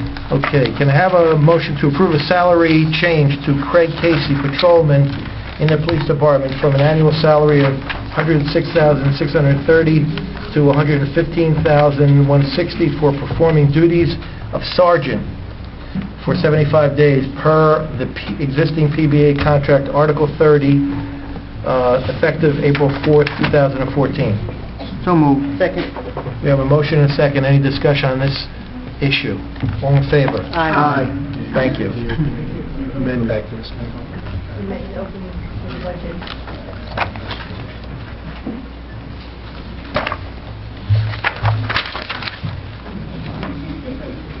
Okay. Can I have a motion to open the hearing to the public on the amendment to the 2014 approved budget? So moved. Second. All in favor? Aye. All right, would any member of the public like to speak on the amendment of the approved budget? Seeing no one, can I have a motion to close the hearing on the amendment of the 2014 approved budget? So moved. Second. All in favor? Aye. Aye. We don't have to take a vote on that issue, right? No. We just have to have the public hearing, yes. All right, in addition tonight to the appointments and personnel changes and the proclamations, for benefit of the public, we have certain notices, correspondence, and letters that the borough has received, which are listed in the correspondence section of the agenda and are available to the public by requesting to review them or for copies from the borough clerk. In addition to the correspondence, we also have monthly reports from the building department, the Historic Commission, and fire prevention. This evening we have liaison reports. We have reports from each and every member of the council who act as liaison to commissions and municipal departments. Beginning with Councilwoman Murphy, liaison to the Shade Tree Commission, the Library Board of Trustees, the Environmental Protection Commission, the Green Team, the Technology Committee, and New Milford-Oradell Shared Services. Councilwoman Murphy. Thank you, Mayor. First, I'd like to welcome Mr. Alphonse Bartoloni to the Green Team. We're also looking for help on the Environmental Commission. I'm there. Okay. I'd like you to put on for the next... Very on, yeah. Well, we need more people. So if there's anyone you know, please. Arbor Day will be celebrated on April 25th. The Shade Tree Commission will be there at Cherry Hill. 10 o'clock, and Roosevelt at 1 o'clock. The library will be having an author luau this Saturday after the River Edge Run at 2 o'clock. We have 5 River Edge authors: Isadora Castello, Tyler Fugazi, Neve Van Means, Mary Jo Arman, and Cindy Catry. And they will be reading from their novels and Q&A from the public. And that's it for me for today. Thank you. Councilman Capola, liaison to the Rec Commission, the Senior Citizen Co-Liaison, the Beautification Committee, Special Events, and Technology. Thank you, Mayor. We met with Rec last week. We touched on the River Edge Run coming up, which is also overlaps with special events. That's this Saturday. It's going to be it's very well attended 5K run here in town this Saturday morning. Also, we talked about the AED project, the defibrillators in town, and we're working on that. There's a lot of legal, ramifications or concerns that we have putting them up in public settings like a park, so we touched on that. We also covered the Continental Memorial Park crossing and the proposed plans and what we think the Rec Commission, their assessment of that addition to that section of Continental. And we also covered and spoke about the proposed community center and what the needs would be as the rec saw fit for the proposed community center in the future. The senior citizens, I called the Bergen County Senior Services, myself and the two heads of the senior citizens here in River Edge SCORE, they asked me if I could look into reduced food services or meals for the seniors for the 2 days a week that they meet. I did call and I spoke to one of the reps there. Unfortunately, we do not qualify for a very important reason, one of many, but that we don't meet 5 times a week, so we would not qualify for the seniors to have reduced meals or a Meals on Wheels type of program. So that was a sticking point, and that's the reason why we do not qualify. Beautification, we have the Mother's Day plant sale coming. I revamped the new and improved Mother's Day flyer. I was in charge of that, so you'll be, when you look and see how amazing the flyers are, you know, I do what I do. So the special events, touching on that again, as it overlaps with the Rec Commission, 5K run coming up this Saturday. Yours truly will be there, not running. I will be doing the audio tech booth thing going on, announcing the race, etc. And there was no technology committee meeting. That's it for me, Mayor. Thank you. Thank you, Councilman. Councilwoman Bastide, liaison to SCORE, the co-liaison to the Historic Commission, Traffic and Safety Committee, Special Events. Thank you, Mayor. The Historic Commission met last month. They are, I have to say, a very, very active group and are doing a lot of good work to preserve our historical assets in River Edge. They are grateful for the new equipment that they will be getting, and I'm assured, and I know they will put that to good use immediately. I would just like to thank them as volunteers for all their efforts, because their efforts really cannot be measured in dollars, so we're very lucky to have them. We do now have in front of us, the Mayor and Council, a review from the attorney regarding the historic element to the master plan, so I expect that we'll take that up swiftly to give them an answer so they can move forward with their work. Traffic and Safety will be meeting again in May, hopefully in the evening, to include some of our members who work full-time during the day, but we're making great progress on some pedestrian improvements in the borough. Anthony talked about special events. I would add that work is underway to make 4th of July stupendous as always, and we're looking at a new event in October, a movie night, so we hope to have more to share as that comes to fruition. Thank you. Councilman Mignon, DPW, Zoning Subcommittee, Redevelopment, New Milford, Oradell Shared Services. Thank you, Mayor. There was no April meeting of the zoning board due to lack of agenda. DPW, the only thing I would report on, we saw today that the Riverside Cooperative is ready to go out to bid for the 2014 road resurfacing project, which I think a lot of the public is looking anxiously forward to us repairing some of our roads after this harsh winter. Bids are due, I believe, May 20th, so hopefully by midsummer we'll start being able to pave some of the roads. As everybody knows up here, the council actually appropriated more money this year than we have in the past. I believe it was about $400,000, probably twice what we've been appropriating the last couple of years. One is that the budget situation was a little bit better, but also the roads did take a severe beating this winter, and they needed to be addressed. So we look forward to getting that work done, because I know we're all tired of driving over the bumpy roads. That's it, Mayor. Thank you. Councilman Aquafreitas, Construction Code Official, Property Maintenance, Planning Subcommittee, Technology Committee, River Edge, and Riverdale Schools. The Riverdale is meeting tonight, so this is another concurrent meeting that I could not attend. But they're coming off their spring break. River Edge, I received an invitation from Dr. Ben Dove to attend Wednesday's meeting at Cherry Hill, where the architect of the River Edge School will appear to report on a space assessment walkthrough that he has conducted of Cherry Hill. That's all I know. It would be my pleasure to be there and report back to the council. Planning board, upon lead attorney's advice, planning board attorney's advice, the total line signage application was found to have a defect in it. And the meeting that we were supposed to have last week was canceled. That application has been moved to the beginning of May work session, which will be a combination work session, regular meeting.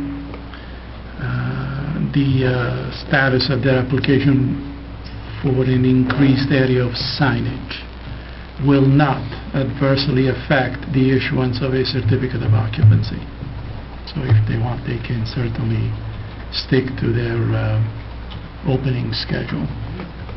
I think that's it, Mayor. Thank you.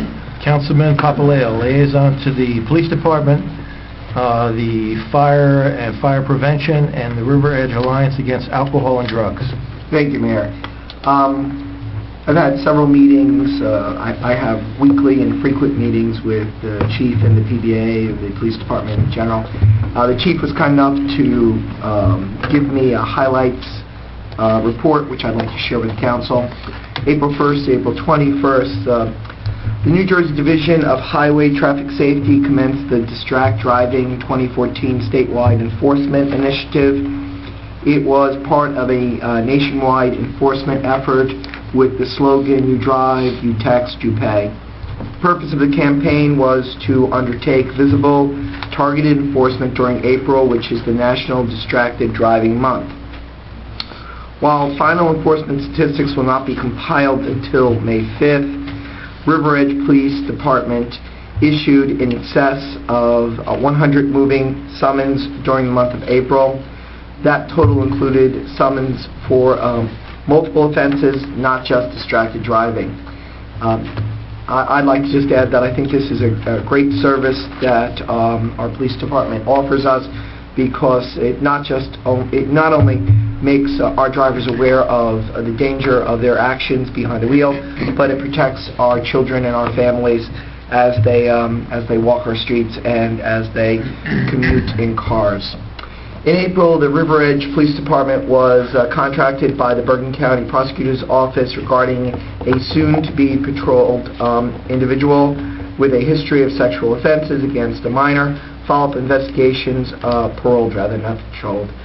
Followed-up investigations by Sergeant Cheevers revealed that the individual was intended to reside in an area in close proximity to a grade school, and as a resident, which is often frequented, a residency often frequented by minor children. Sergeant Cheevers expressed his concern to the prosecutor's office, who indicated that the individual's final placement was presently in the hands of the Department of Corrections parole offices. Sergeant Cheevers directly contacted the Department of Corrections and expressed concern regarding this specific placement. As of the result of this information, which was unknown to the Department of Corrections, the River Edge Police have since been assured that the individual will not, in fact, be residing River Edge at any time following his release. And we want to thank the Chief and Sergeant Cheevers for his time.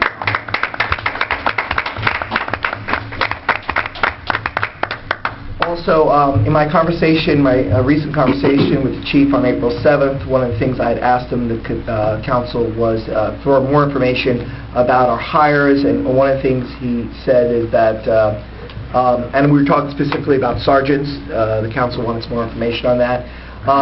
The appointments, of course, closed, and those who would like to apply, closed in January.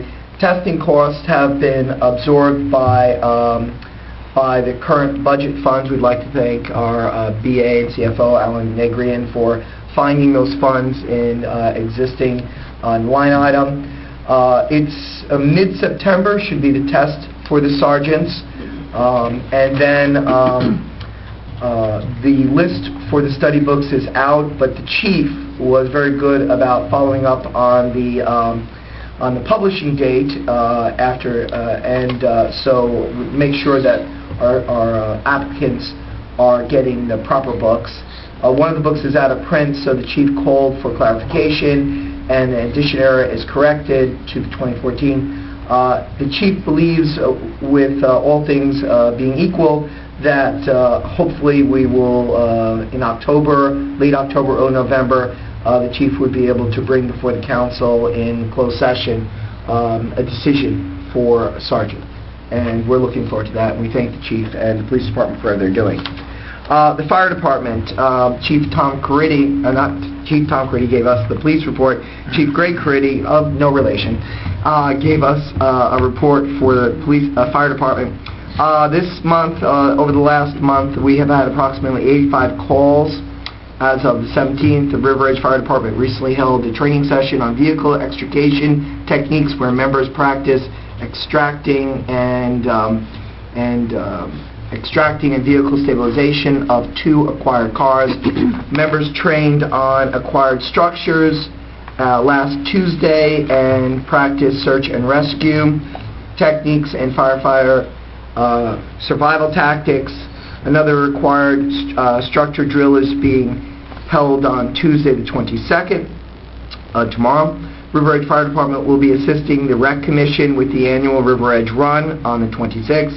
Our 2 junior volunteer firefighters will begin their firefighting training at the Bergen County Fire Academy the week of June 16th. This program will run for 6 weeks, 5 days a week. We are currently seeking new members. Anyone interested who might be listening to this recording or present in joining, please call 201-599-REFD, and one of the chiefs will get back to you. Also, please visit the River Edge Fire Department website. I recommend it to the council, too. It's a great website, www.riveredgefire.org, and also like our Facebook page to find out more information about volunteer firefighting. Also, while I was visiting the firehouses a couple of Sundays ago, I was talking to Stu, and what is Stu's last name? Heisinger. I'm sorry. He has been is doing the fire inspector's course for certification, and that's more than 100 hours at the Hackensack Fire Department stations where it's being given, and I'd like to commend him. He and Tom Smith also has that, as well as, of course, our fire inspector. So we are grateful for our volunteers for continuing their training, their dedication, and their donation of time. The River Edge Alliance Against Drug and Alcohol Abuse. The Alliance has been busy funding some worthwhile projects for our town. Our middle school students participated in a program called Rebel, which encourages students to stay away from drugs and alcohol. We were able to fund some supplies to help them achieve their goal. Project Graduation is always a wonderful way to spend our grant money, since it keeps our graduates busy on the night of graduation, discourages them from drinking. We were able to fund a very generous amount of the Riverdale High School for Project Graduation. Our community has been able to take part in yoga classes funded by the Drug Alliance. There will be a total of 3 this spring, and we will also be funding nutrition in May to be held at the River Edge Public Library. This is done together with the Mayor's Wellness Initiative. Our fiscal year is will be coming up July 1st to June 30th the following year, and this is a change in law. It used to be January 1st to the 31st, and we believe a full grant will be coming. Also, the River Edge Walk is a fundraiser for the River Edge Alliance Against Drug and Alcohol, and I and Marie Papaleo will be working the booth for that. And we ask anyone who has not signed up, who would like to do the walk instead of the run, please do so. It helps fund the activities of the River Edge Alliance Against Drug and Alcohol Abuse. Thank you, Mayor. I'm sorry it was a little bit lengthy tonight. No, thank you. All right, I have a very short report for the River Edge Volunteer Ambulance Service, known as REVAS. This is a report for April 2014 from Captain Donna Sanders. In February 2014, there was a response to a resident who was in cardiac arrest. Upon arriving at the scene, the River Edge Volunteer Ambulance found that the individual was not breathing in and had no pulse. They began CPR. They were able to successfully transport the patient to the hospital. They're happy to report on March 7th, the patient was able to walk out of the hospital, which is evidence of a true CPR save. In addition to that, so far this year, the River Edge Volunteer Ambulance Service has responded to 202 calls.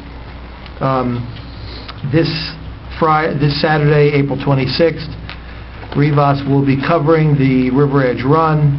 They will be setting up a table and handing out information on how to become a member of the Volunteer Ambulance Service. They will also be providing emergency first aid if anybody needs it.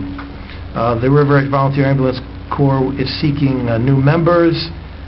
Additional information can be obtained from contacting Captain Sanders or contacting them through their Facebook page. In addition, this evening at 6 o'clock, I officiated the wedding of Jason and Dana, and I want to thank them for their $100 contribution to the River Edge Volunteer Ambulance Service. Okay, those are our reports. We have no ordinances on for first reading. We have a few ordinances that are on for second reading. Madam Clerk, could you read the title to ordinance number 1805? Ordinance 1805, an ordinance amending and supplementing the revised general ordinances of the Borough of River Edge, Chapter 43, vehicles and traffic, Article 2, parking, standing and stopping, by repealing 400.10.1 paved parking zones. All right, this ordinance is to repeal an ordinance that pertained to the Newbridge Landing parking lot, which at one time the borough collected a fee to manage the parking lot. We no longer have any lease with New Jersey Transit and no longer manage the parking lot. Therefore, it's just an ordinance that is on the books that we really do not need. So that's why we are repealing it. And we need to have a public hearing to do so. So if I could have a motion to open the hearing to the public on ordinance number 1805. Second. There's a motion and a second. All in favor? Aye. All right, now the public hearing will commence on ordinance number 1805. Is there any member of the public who wishes to be heard on ordinance number 1805, which is to repeal an ordinance that we have no use for? Basically, that's it. All right, seeing no one, can I have a motion to close the public hearing on ordinance number 1805? Second. There's a motion and a second. All in favor? Aye. All right, can I have a motion for the final adoption of ordinance 1805? Second. There's a motion and a second by Councilman Mignon. Is there any further discussion? Can I have a roll call, please, Madam Clerk? Councilwoman Murphy? Yes. Councilman Capola? Yes. Councilwoman Bristine? Yes. Councilman Mignon? Yes. Councilman Eckert-Freda? Yes. And Councilman Papaleo? Yes. All right, Madam Clerk, could you read the title to ordinance number 1806? Bond ordinance to authorize the maintenance of various public improvements in, by, and for the Borough of River Edge in the county of Bergen, state of New Jersey, to appropriate the sum of $1,230,000 to pay the cost thereof and make the down payment to authorization of the bond, to finance such appropriation, and to provide for the issuance of bond anticipation notes in anticipation of the issuance of such bond.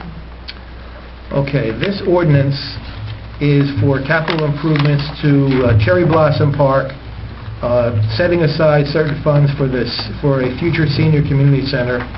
the Borough Hall HVAC, certain sidewalk improvements, certain stormwater and drainage and sewer improvements, road surfacing, barrier-free curbs, certain funds for the continued improvement of a Grove Street parking lot, and to replace emergency exit doors at the library, and to allocate certain funds towards the replacement of lights at KBG Park.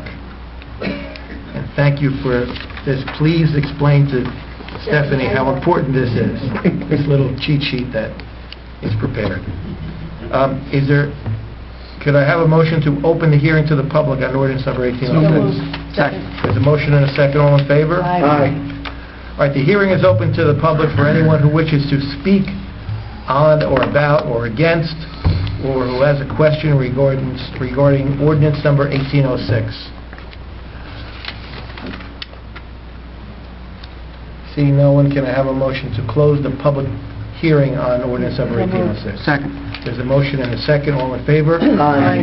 Can I have a motion for the final adoption of ordinance number 1806? So moved. Second. There's a motion and a second.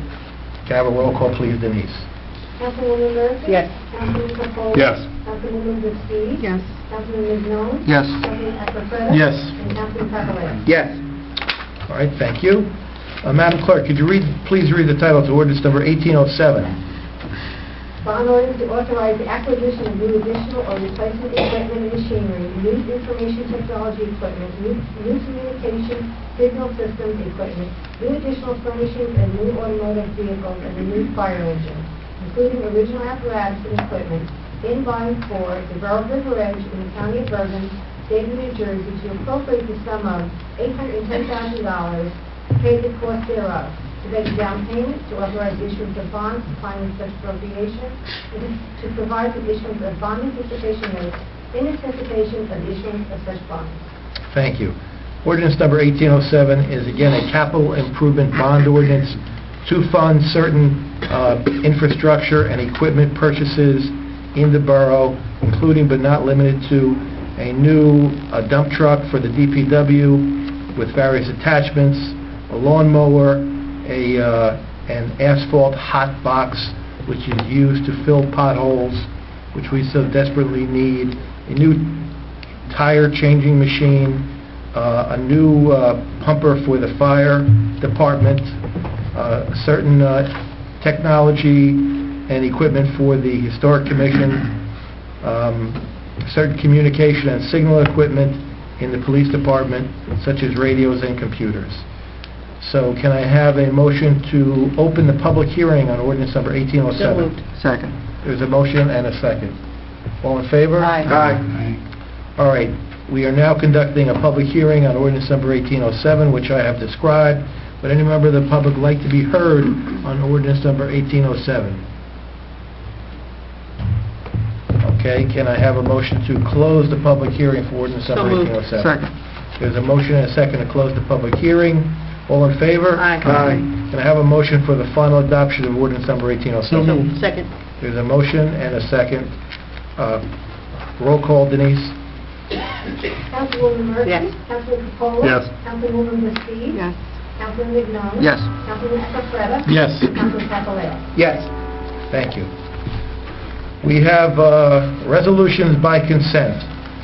On the agenda, they are numbered beginning with 14-189, and they run through consecutively to resolution number 14-201, the payment of bills. Would any member of the governing body like to pull out for separate consideration or discussion or a vote any item on the resolution consent agenda? All right, then I would request a motion to adopt resolutions 14-189 up to 14-200, and then we will ask our finance chair to read and move the payment of bills, 14-201. So moved. Second. We have a motion and we have a second. Any further discussion? All in favor? Aye. Aye. Any opposed? Any abstain? Councilman Mignon, 14-201. Thank you, Mayor. Whereas vouchers for the payment of goods and services rendered to the Borough of River Edge have been received, and whereas each bill has been checked by the receiving department, approved by the Chief Financial Officer and Borough Clerk, and reviewed by the 3 members of the Finance Committee, now therefore be it resolved that bills as listed now be confirmed for payment from the appropriate funds as follows. Current account, $481,057.28. Recreation account, $1,217.55. Trust other account, $9,840.19. Open space account, $6,263.25. Trust other developers account, $4,325. So moved. Second. Any further discussion? All in favor? Aye. All right, thank you. I'd like a motion to open the hearing to the public on any issue. So moved. Second. All in favor? Aye. All right, would any member of the public like to speak on any issue? Yes. I saw it first you, ma'am, and then the woman in the back, and then former Councilman Bartoloni. Hi, my name is Ellen Alexis Valdez, and I live in River. And I live next to the property where the new Chinese restaurant is. Right. I believe the exact address. Sure, it's 458 Henderson Ave Road in River. Now, it's been about a year and a half to 2 years where I've been kind of sending emails to Mr. Costa about water runoff on my property, and I've been undermining my fences, and he had mentioned that it was something that could be dealt with Mr. individual. However, I realize that there are a lot of items there are several issues that he doesn't comply with the town ordinances, like a 5-foot buffer zone between a commercial space and a residential space. There's several things that I've written about, or my husband has, and everyone has been copied. So I came tonight to see, because I see a lot of people's names on that were copied on an email that was sent by Robert to everyone on the board there, about conducting a meeting to resolve these issues, and nothing has happened in at least 7 or 8 months. So I'm just wondering, what do I need to do to get things moving? Well, as I recall, someone have a comment? I do recall seeing an email, I think it was from your husband to Mr. Costa, Yes. Raising several issues, including the fence. Yes. I drove by there the other day and I see that there's a new section of fence up. Is that your property on one side of the fence? Where the new section is? Yes. Okay. Was the fence like damaged from pushing snow against it or something like that? Okay. So that's been taken care of? No. What do you mean? I had requested with Mr. Rue's office that I wanted to know what kind of repairs they intended on making before they do it, because if they're not going to do it correctly, why bother? No one notified me, and I came home one night and the fence was just patched up. They didn't put in any footings, which you can't just put a post in soil and assume that it's going to last. The fence is a disaster. Right. It's not just that one spot, but it's just, there's no accountability, and we're just tired of it. You'll have to speak to, we could get our code enforcement officer or the zoning officer to go over there. I thought that putting up the replacement fence, which is this, it looks like it's a brand-new fencing of the same size as the existing fencing. Yeah. Is there anything wrong with the other sections of fence? Well, yeah, all the posts are bent. They're not straight anymore. Uh-huh. And it's just years of all the snow being pushed up against it from their contractors. But also, now their driveway is at a higher elevation. It's probably about 8 inches higher than my property now from all the years of putting new asphalt down. So all of their rainwater flushes through my property. So it has undermined the fence posts. We can see the concrete, we can actually see the footing. And they've taken all of our topsoil. It just keeps getting worse and worse.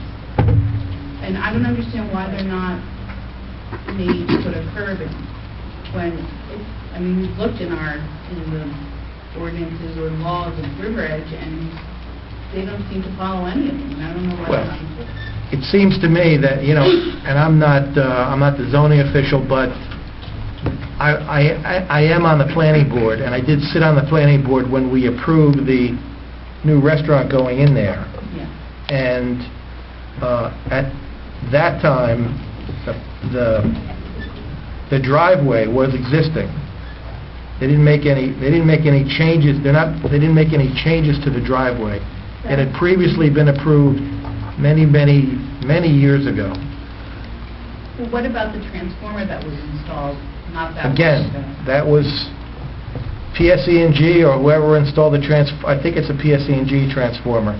They have a public easement to put up transformers, and that area of the property must be within the public services easement area. It's not something that came before the board for us to review and approve. We didn't get an opportunity to approve it. You were, I guess since you're within 200 feet of the development when it came to the planning board, you had an opportunity to bring your concerns to the planning board regarding, curbing or something like that, but... The transformer? No, not the transformer. You're talking about the runoff. Yes. Well, yeah, I spoke to Mr. Costa about that, and apparently when this all was happening, I got married, so I wasn't around. However, my father's actually the owner of the property, and he's elderly, so if there's correspondence that goes to him that I don't see, then I won't know about it. Well, it seems like right now, the borough's not involved anymore. The borough is only involved if there were violations of VOCA regulations or our property maintenance code or something like that. Regarding things that were approved years ago, regarding the buffer areas or different setbacks, they're all grandfathered as of now. You may have a private right against your commercial neighbor that you would have to take up with your attorney to sue him if you have an issue about that. But unless you can point out to either the zoning official or the construction official what section of the code you think is in violation, there's not much that the governing body can do for you. Okay, so the email that my husband sent that lists the different codes, I mean, I haven't gotten a response in writing saying what you just said, and I would like that. All right, well, I'm going to, I don't know if Mr. Sarlo received it. This is our borough attorney. Yeah, he But- did, because but- his name's on the email. But he'll take a look at it and he can respond in writing. Okay, great. All right? I think we should also have our zoning officer see if there's any zoning violations before we respond. Anyone else who'd like to speak? Ma'am, you had your hand up in the back?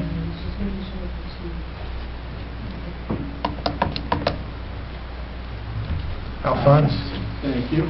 Alphonse Bartz, 1719 Oak Avenue. Just want to thank the mayor and council for the appointment to the grid team, but most importantly, why I came this evening was not for that, but it's because I noticed Denise's last meeting, and I wanted to congratulate her on her retirement.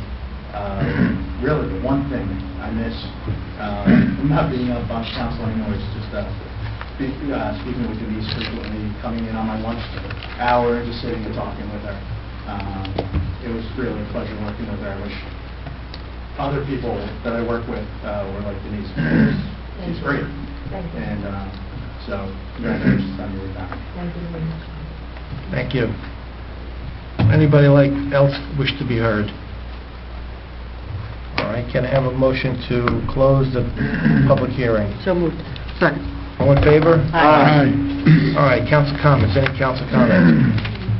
Councilwoman Murphy. First, I would like to say, Denise, thank you for everything. You have been most pleasant and helpful, and I really appreciate everything you've done for us. Keep us on time, on target, so you will be sorely missed. I would like to welcome Stephanie Evans. I hope that she's imparted a lot of information to you. She's a very wise lady. And I would just like to hope everyone had a good Easter and Passover. And those are my comments. Councilman Capola. Thank you, Mayor. Denise, I wrote a song for you. Just kidding. No, but I wrote down a couple things. 1986, Denise. I was 11. FYI. If you could believe that, with the receding hairline. But I'm going to miss you, and a couple things I just jotted down.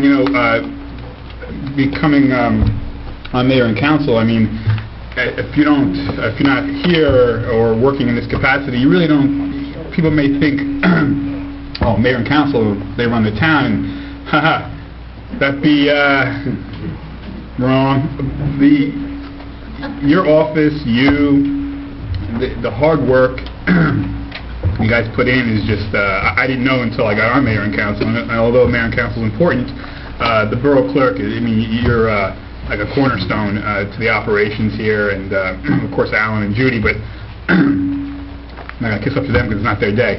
But and I remember the first time I met Denise, she said to me I had a nice voice, and right there I said, I like this lady.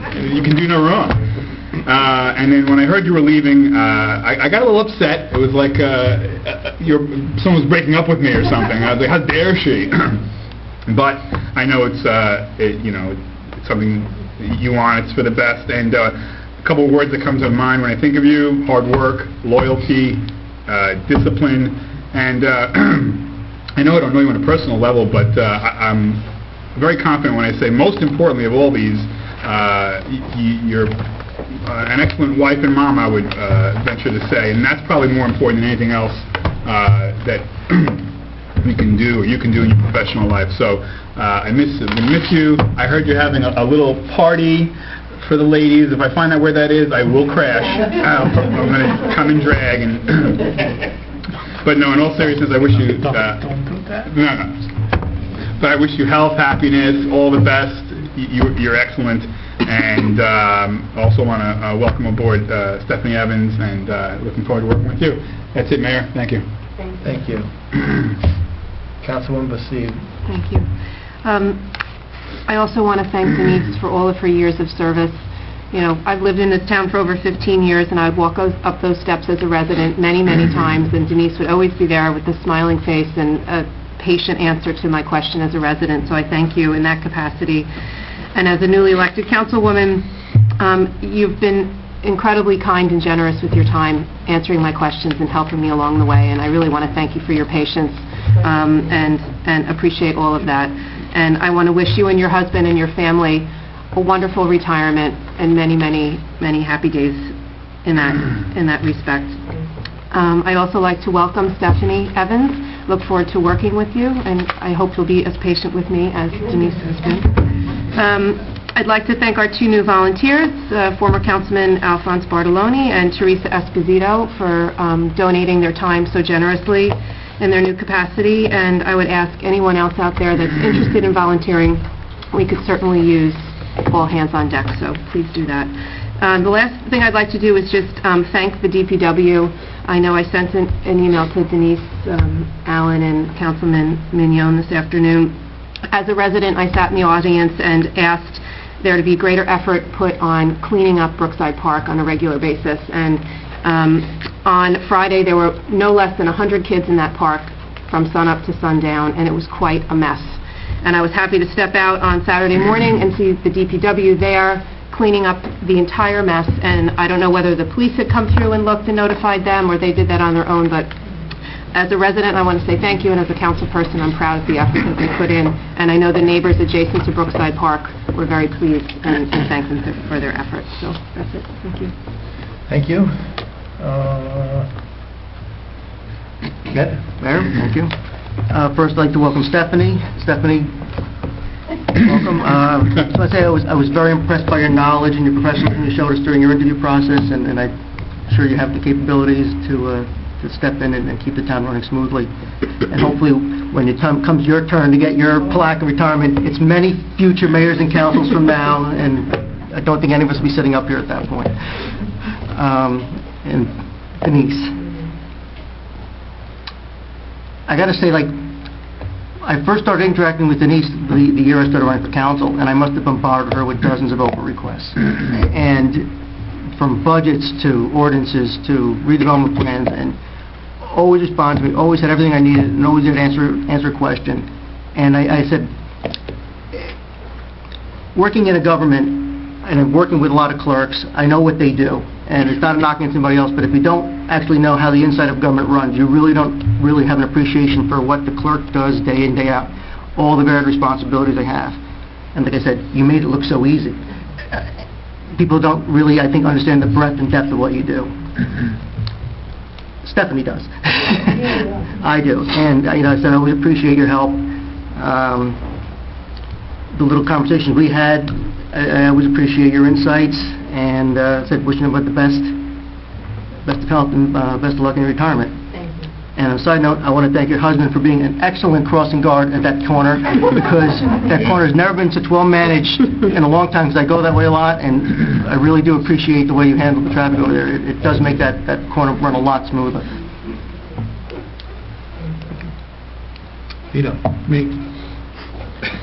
Well, certainly the hello and goodbyes. In Italian, they both start with the same word, ciao. So let's do the hello first. Hi, hello, Stephanie. Certainly, I would like to welcome you aboard, and I'm sure you will turn out to be a great asset to this governing body, to this town hall, and to this community in general. So really looking forward to getting to know you and help you out also in your transition, whatever little we can do as council people. Denise was looking for a Vitoism to apply to you. And it's like, well, I mean, on the Starship Enterprise, if we're the commander, we turn to you and we say, make it happen, number one. So you are number one. And in fact, you have been the one that has kept the machine well oiled, and certainly with Alan. Alan still has all of his hair, and partly because you have been his invaluable assistant. I mean, on a personal basis, it's been 27 years I've been in this town, so since '87. Kind of got to know Denise a little bit in '94 when I started on the zoning board and traffic and safety. And then at that time, I think Grace Gutekunst was the borough clerk. And then I found out that Grace and her husband both kind of retired at the same time and moved to Florida, and we had the new borough clerk, and has really been what's the expression, you guys? A beacon. Like I always had someone I could ask a question to, and she certainly helped me out in my transition. So thank you, and good luck with your retirement. And I'm glad you're staying. You made a commitment to stay in River Edge. So we're looking forward to seeing you. Yes, thank you again. Councilman Papaleo. Denise, I think everything everyone said I agree with, and I guess I thought about all the different things I could say, but it really comes down to just one thing. I admire you, and you are a person who is professional, is honest, is hardworking, is generous. You are, in many ways, the quintessential clerk and person. Thank you.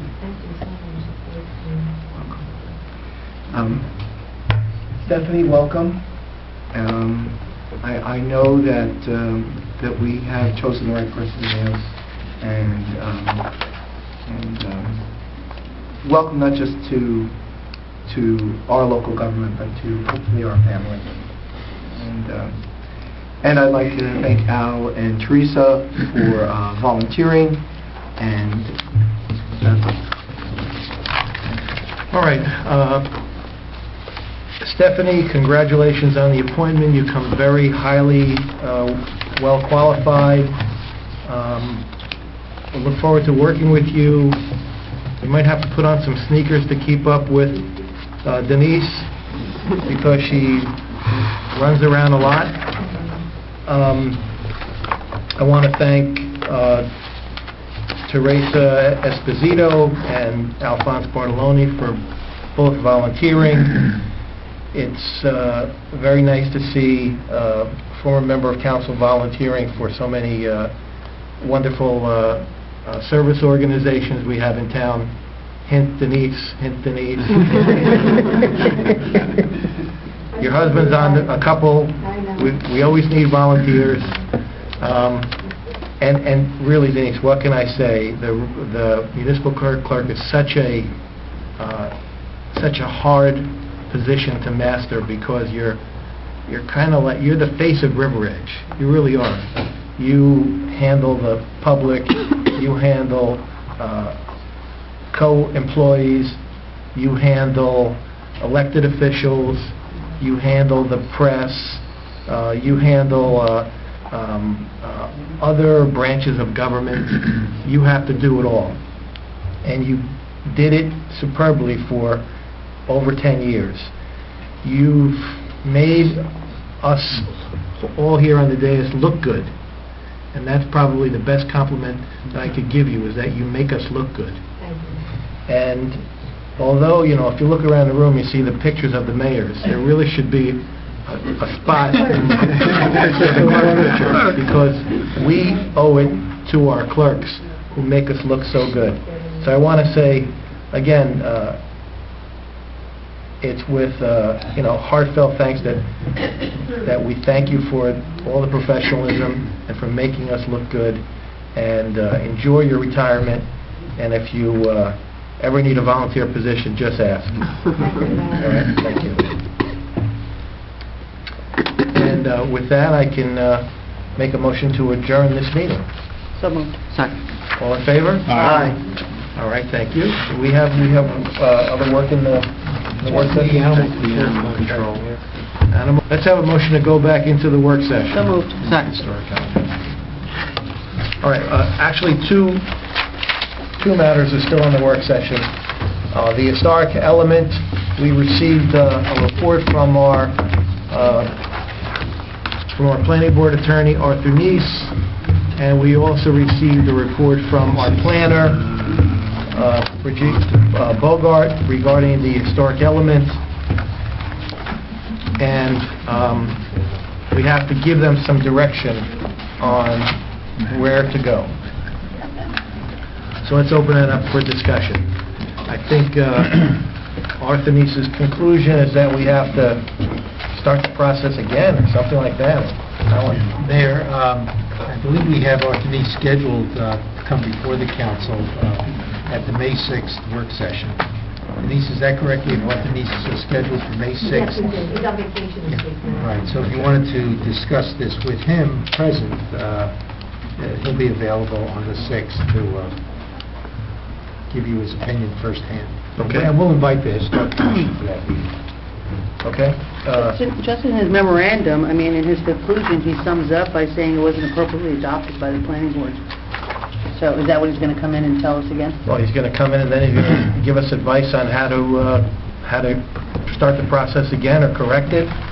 See if we could save some time and professional fees involved in adopting it. We wouldn't want to see the historic commission to have to spin their wheels and create the wheel again if they don't have to.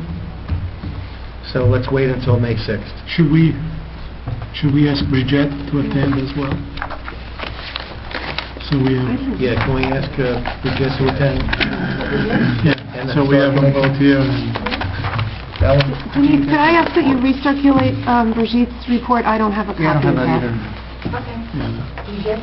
Brigitte, Yeah, yeah, The mayor indicated that April she sent the 16th. report as well. Yeah, I she didn't did. receive that. Okay.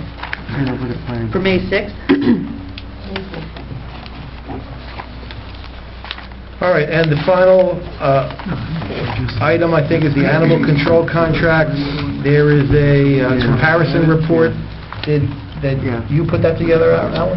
Well, actually, it was a collaborative effort. Denise and Judy and myself, we all did a little legwork on it. Denise, of course, did a lot of calls to the three entities, so it's a comparative look, three quotations from New Jersey Animal Control, from Bergen County Animal Control Services, and Tyco Animal Control. It was very difficult to do because you're not really comparing in all instances apples to apples, even though it looks like that. Did we get a written proposal from Tyco? Yes, we did. I believe we attached that to the distribution of the report. Okay.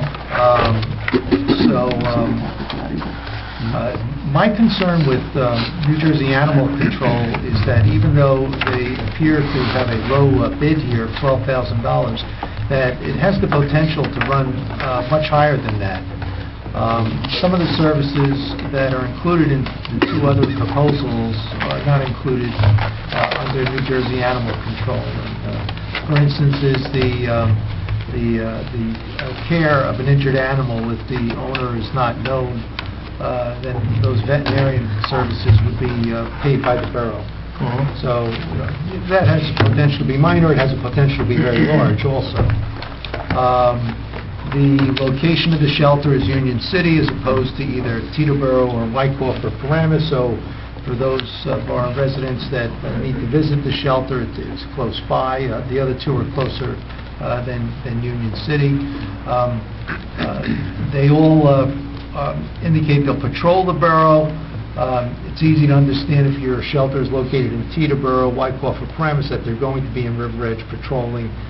Union City, again, is a distance away, so I have some concerns about whether they will patrol as often. And I think you have two good comparative quotations between Tyco and Bergen County. Tyco is slightly lower, $13,200 as opposed to the $14,401. Tyco has some good towns and references that they put forth. Their services are comparable to Bergen County. They patrol for dogs. The veterinarian services are comparable. The availability is comparable. Some of the other sheltering is comparable. One thing I did like about Tyco is they have a geese patrol, daily geese patrol on their proposal as well. That would be included, which Bergen County does not do. So you would get a little bit of an added service with Tyco. So, I know, with that, you could open it up to the council. Denise, like I said, did a lot of research on this as well, so she might be able to answer some questions. Kathleen? Thank you. How many animals have been tended to so far this year? Do you have an This amount? year, I don't know, but last year, we had 69 animals that were attended to, and they were dogs, starlings, cats, rabbits, possum, raccoons, deer, groundhogs, other types of birds. I have the report here. So there were 69 instances, and almost daily patrols through the borough. I have those reports here from Bergen County. And what capacity does our GPW assist in this? Because, apparently they found some animals and have had to keep them. So, do they speak to the DPW and... Yeah, I mean, when we get a call from a resident who's, extremely upset about, a deceased animal, our Public Works is good enough to pick that animal up and and hold it, for proper disposal if necessary. Many times, the police will say, we'll place a call to the animal shelter and they'll come out, if the resident is willing to wait, a reasonable amount of time. But there have been instances where we ask DPW to tend to it immediately because it's not a good situation. And what are the towns that you said that, Tyco, they take care of some other towns? Yes, let's see. Tyco takes care of Franklin Lakes, Park Ridge, Waldwick, Hawthorne, Ridgewood, Wyckoff, Midland Park, Northvale, Montvale, Washington Township, East Rutherford, Hillsdale, Rutherford, and Ho-Hocus.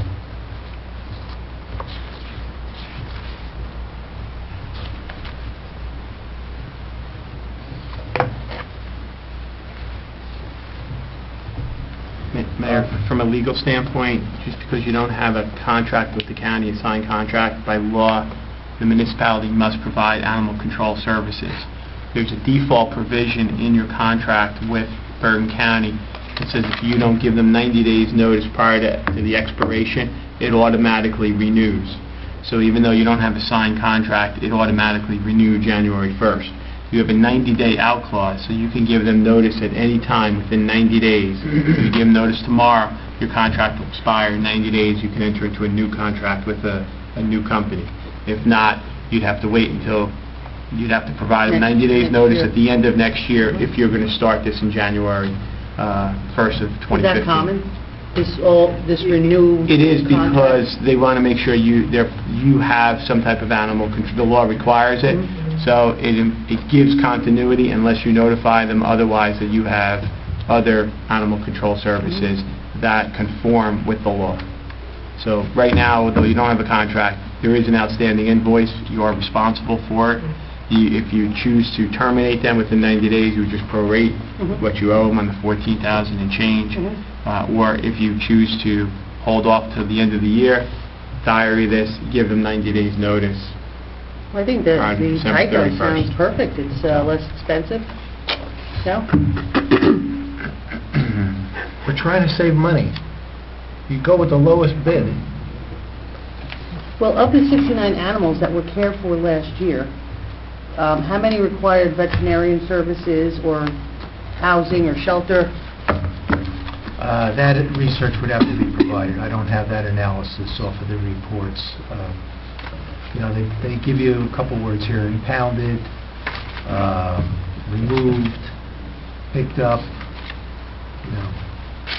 I don't know that we have any that required veterinary services. It's One of the things already. you made a point about was saying that, the unknown if an animal needed a veterinarian service. Right, because I think, it might require a Band-Aid, might require a heart transplant. Heart transplant's going into the woods.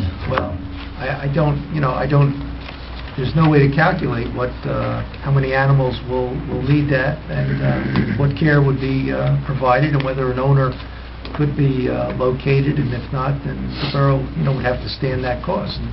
And as far as we can tell from the two other services, that would not be our cost.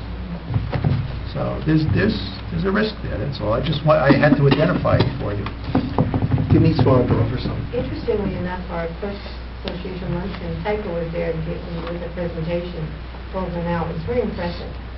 It really was very impressive. I mean, it was just good for them, because speaking about the animal control, that they were there on Thursday. I'm concerned about the Union City location. I think that's quite a distance, especially in traffic. And if they're not clarifying the veterinarian services, I have a concern about that. That was the Union City that wasn't clarifying the veterinarian services. Right. But I think the mid one here, this Tyco, it's not the most, it's not the least, but it has, local, and it has the veterinarian services covered. Yeah, I kind of think that's a good idea too, at least based on my limited knowledge. I'd like to save as much money as possible, but if the veterinarian services are not included and we're going to be asking residents to travel to Union City to claim an animal, I don't know if that's the best choice for us. Well, we can do a contract for a year, right? All these contracts are for a year. I don't think it's a municipality is not even allowed to enter into an annual contract that lasts more than 1 year.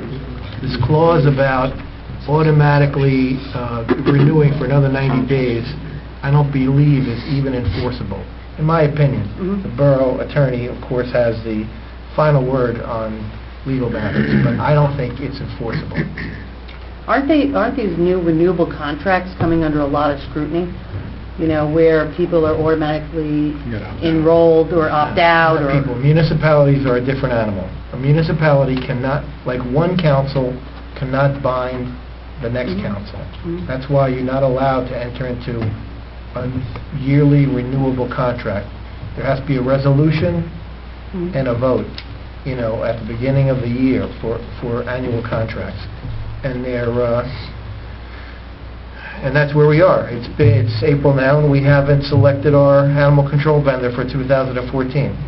I don't think we owe a penny to the county. Have you used their services at all from now until then? For this year? Yeah. We have? We received the bill, and then I called them, and they said that we were automatically, in the day you open your doors, you must have animal. But have you called them for any services since January 1st? Well, they provide almost daily patrol services. Who sees according them to their- patrolling though? Who actually is seeing them patrol? I've never seen it. Anyway, I just thought it's an opportunity to save a couple of bucks. We have 3 quotes, 12,000, 13,000, or 14,000. Council has to choose one. Of course, this is monitored yearly. Every time we go through the budget, look at the numbers as to what was budgeted, and how much we spent on a particular line item. And that's what we did. Every year this comes up during budget season, and somebody asks the question, how much do we pay for animal control? And Alan always has the number. I would make a motion to accept Tyco as our animal control, giving Bergen County 90-day notice. I'd second that. Any further discussion? Can I have a roll call vote, please? Councilwoman Murphy? Yes. Councilman Coppola? No. Councilwoman Bastide? Yes.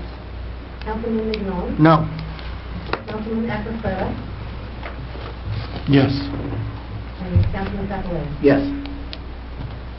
4 to 2. Okay. Any other business before the council? New business, man? New business? Yeah. New business? Ed, new business? Yeah, it's come to my attention that Judge Eugene Austin has recently retired as Superior Court judge, and for those who don't know, Judge Austin was a former municipal prosecutor, public defender of River Edge, a borough attorney, and I don't believe he served any time when any of us were on the dais, but I think it'd be appropriate for Mayor and Council to offer him a proclamation of his retirement. We should be remembering officials from past, even though they haven't been present for recent years. I think it'd be appropriate to recognize them. So I'd like to make a motion that the council does. I'll second that.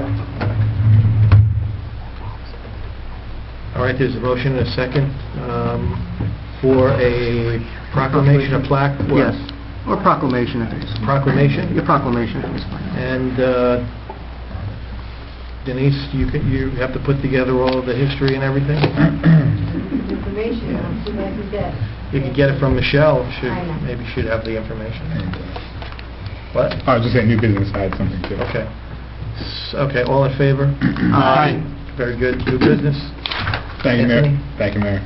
Yeah, I didn't know, I just want to bring this up, and maybe we can talk about it at another council meeting, but the town paying or reimbursing the places of worship for their garbage collection. I think that's something that the mayor and council should discuss. If not now, then maybe at a later point. So I just wanted to bring that up under new business. I'm concerned about that, and we have a new church potentially opening up in town that's going to probably want to also reap the benefits of us collecting their garbage. So, FYI, I don't know. So at the last council meeting, I don't know, I haven't read the minutes, but I thought we voted to discontinue that practice. Didn't we? No. Keep it. Because we didn't have... They were, Yeah. everyone, We're looking there for was more voted information. 2, 4 to keep? Keep it in. No. No, actually, Mayor. the motion was defeated. We weren't Right. voting to keep it. We were postponing the vote by 2 to 4 To see the numbers. to see the numbers, simply so that we could make an informed vote. Okay. So now we have those numbers. We've also asked the borough attorney to provide a legal opinion on it as well, so we're waiting that And verbally, further discussion. and verbally, though, you can, as long as it's across the board, you can eliminate religious institutions from garbage pickup, but it would have to be across the board. Obviously, you can't choose and pick. They would fall on almost like a commercial establishment at this I point. just have a- But I'll provide you something in writing. All right, well, we're discussing it, so I think we have the numbers now. Yeah, 75,000 a year.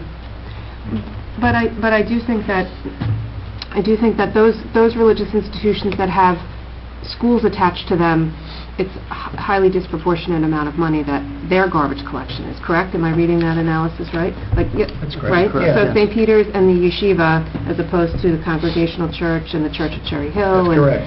So, is there, rather than completely eliminate, is there a way to put a maximum for all those institutions?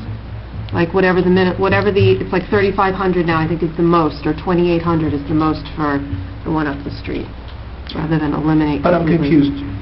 Why do you want to save it?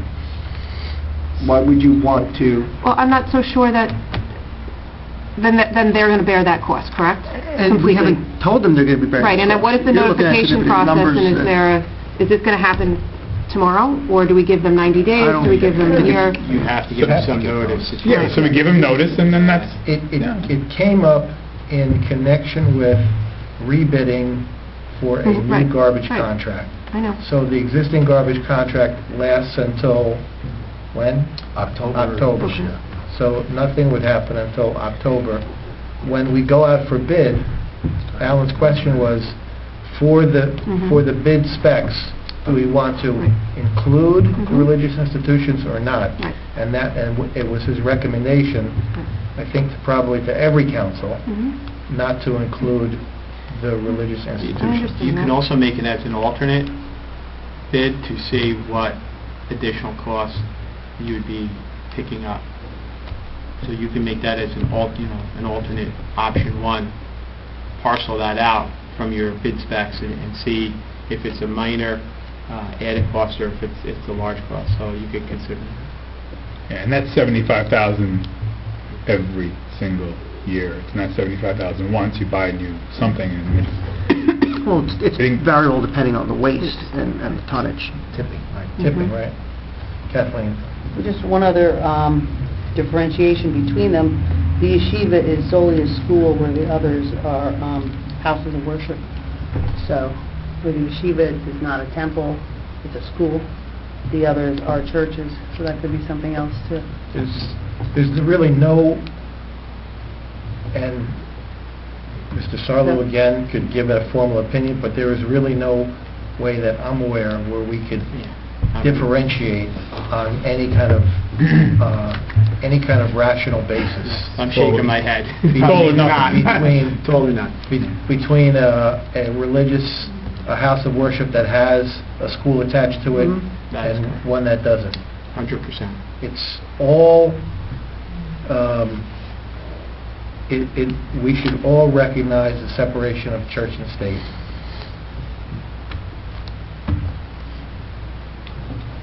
Yeah, because I went on the yeshiva's website and I looked at their, I have a copy here if anybody wants to look at their financial statement and audit and how they anticipate. But Kathleen, we're really just trying to decide the public policy going forward for the I'm next bid saying that specs. they anticipate increase in students, so this will increase You're tipping way to the their left, not costs. down, yeah. Yeah, but I don't think that that's the issue. I think the issue is whether we should be using taxpayer money, people who are religious and not religious, people of many different faiths, using their money to subsidize religious organizations. I think that's the real question. Right. And I don't think that that's what we're supposed to be doing. Collecting garbage. I don't think we should be Subsidizing. Right, in subsidizing essence. religious institutions. Church and state. Right, I agree. That's why I brought it up. And, yeah. I don't think this has anything to do with our affiliations or not affiliations. Right. I just think that this is what American municipal government should not be doing. So is the council prepared now with this discussion to make a decision regarding proposed bid specifications that are going to be issued soon for a new garbage contract, whether to include religious institutions or not? Well, I would take Mr. Sarlo's opinion. He said you can also ask for it to be, you know. Yeah, but that begs the question. The question really is, should we be doing this? All right, well, the last time I said we shouldn't be, so I would make the motion to not do it. I'd second that. All right, there's a motion and a second not to include religious institutions into the next round of bid specifications for the garbage contract. Any further discussion? Can I have a roll call, please, Denise? Councilwoman Murphy? What? It's your motion. If you vote yes, it means you're saying we're going to do a clean bid, a bid without the religious Yes. institution. Sorry. It's getting late. Councilwoman Paula? Yes. Councilwoman Vincent? Yes. Councilman McNeil? No. Councilman Eckert? Yes. Councilman Caparella? Yes. Okay. Any other business? Any other new business? All right. Can I have a motion to adjourn this meeting? So moved. All in favor? Aye. Thank you. All right. Budget adopted.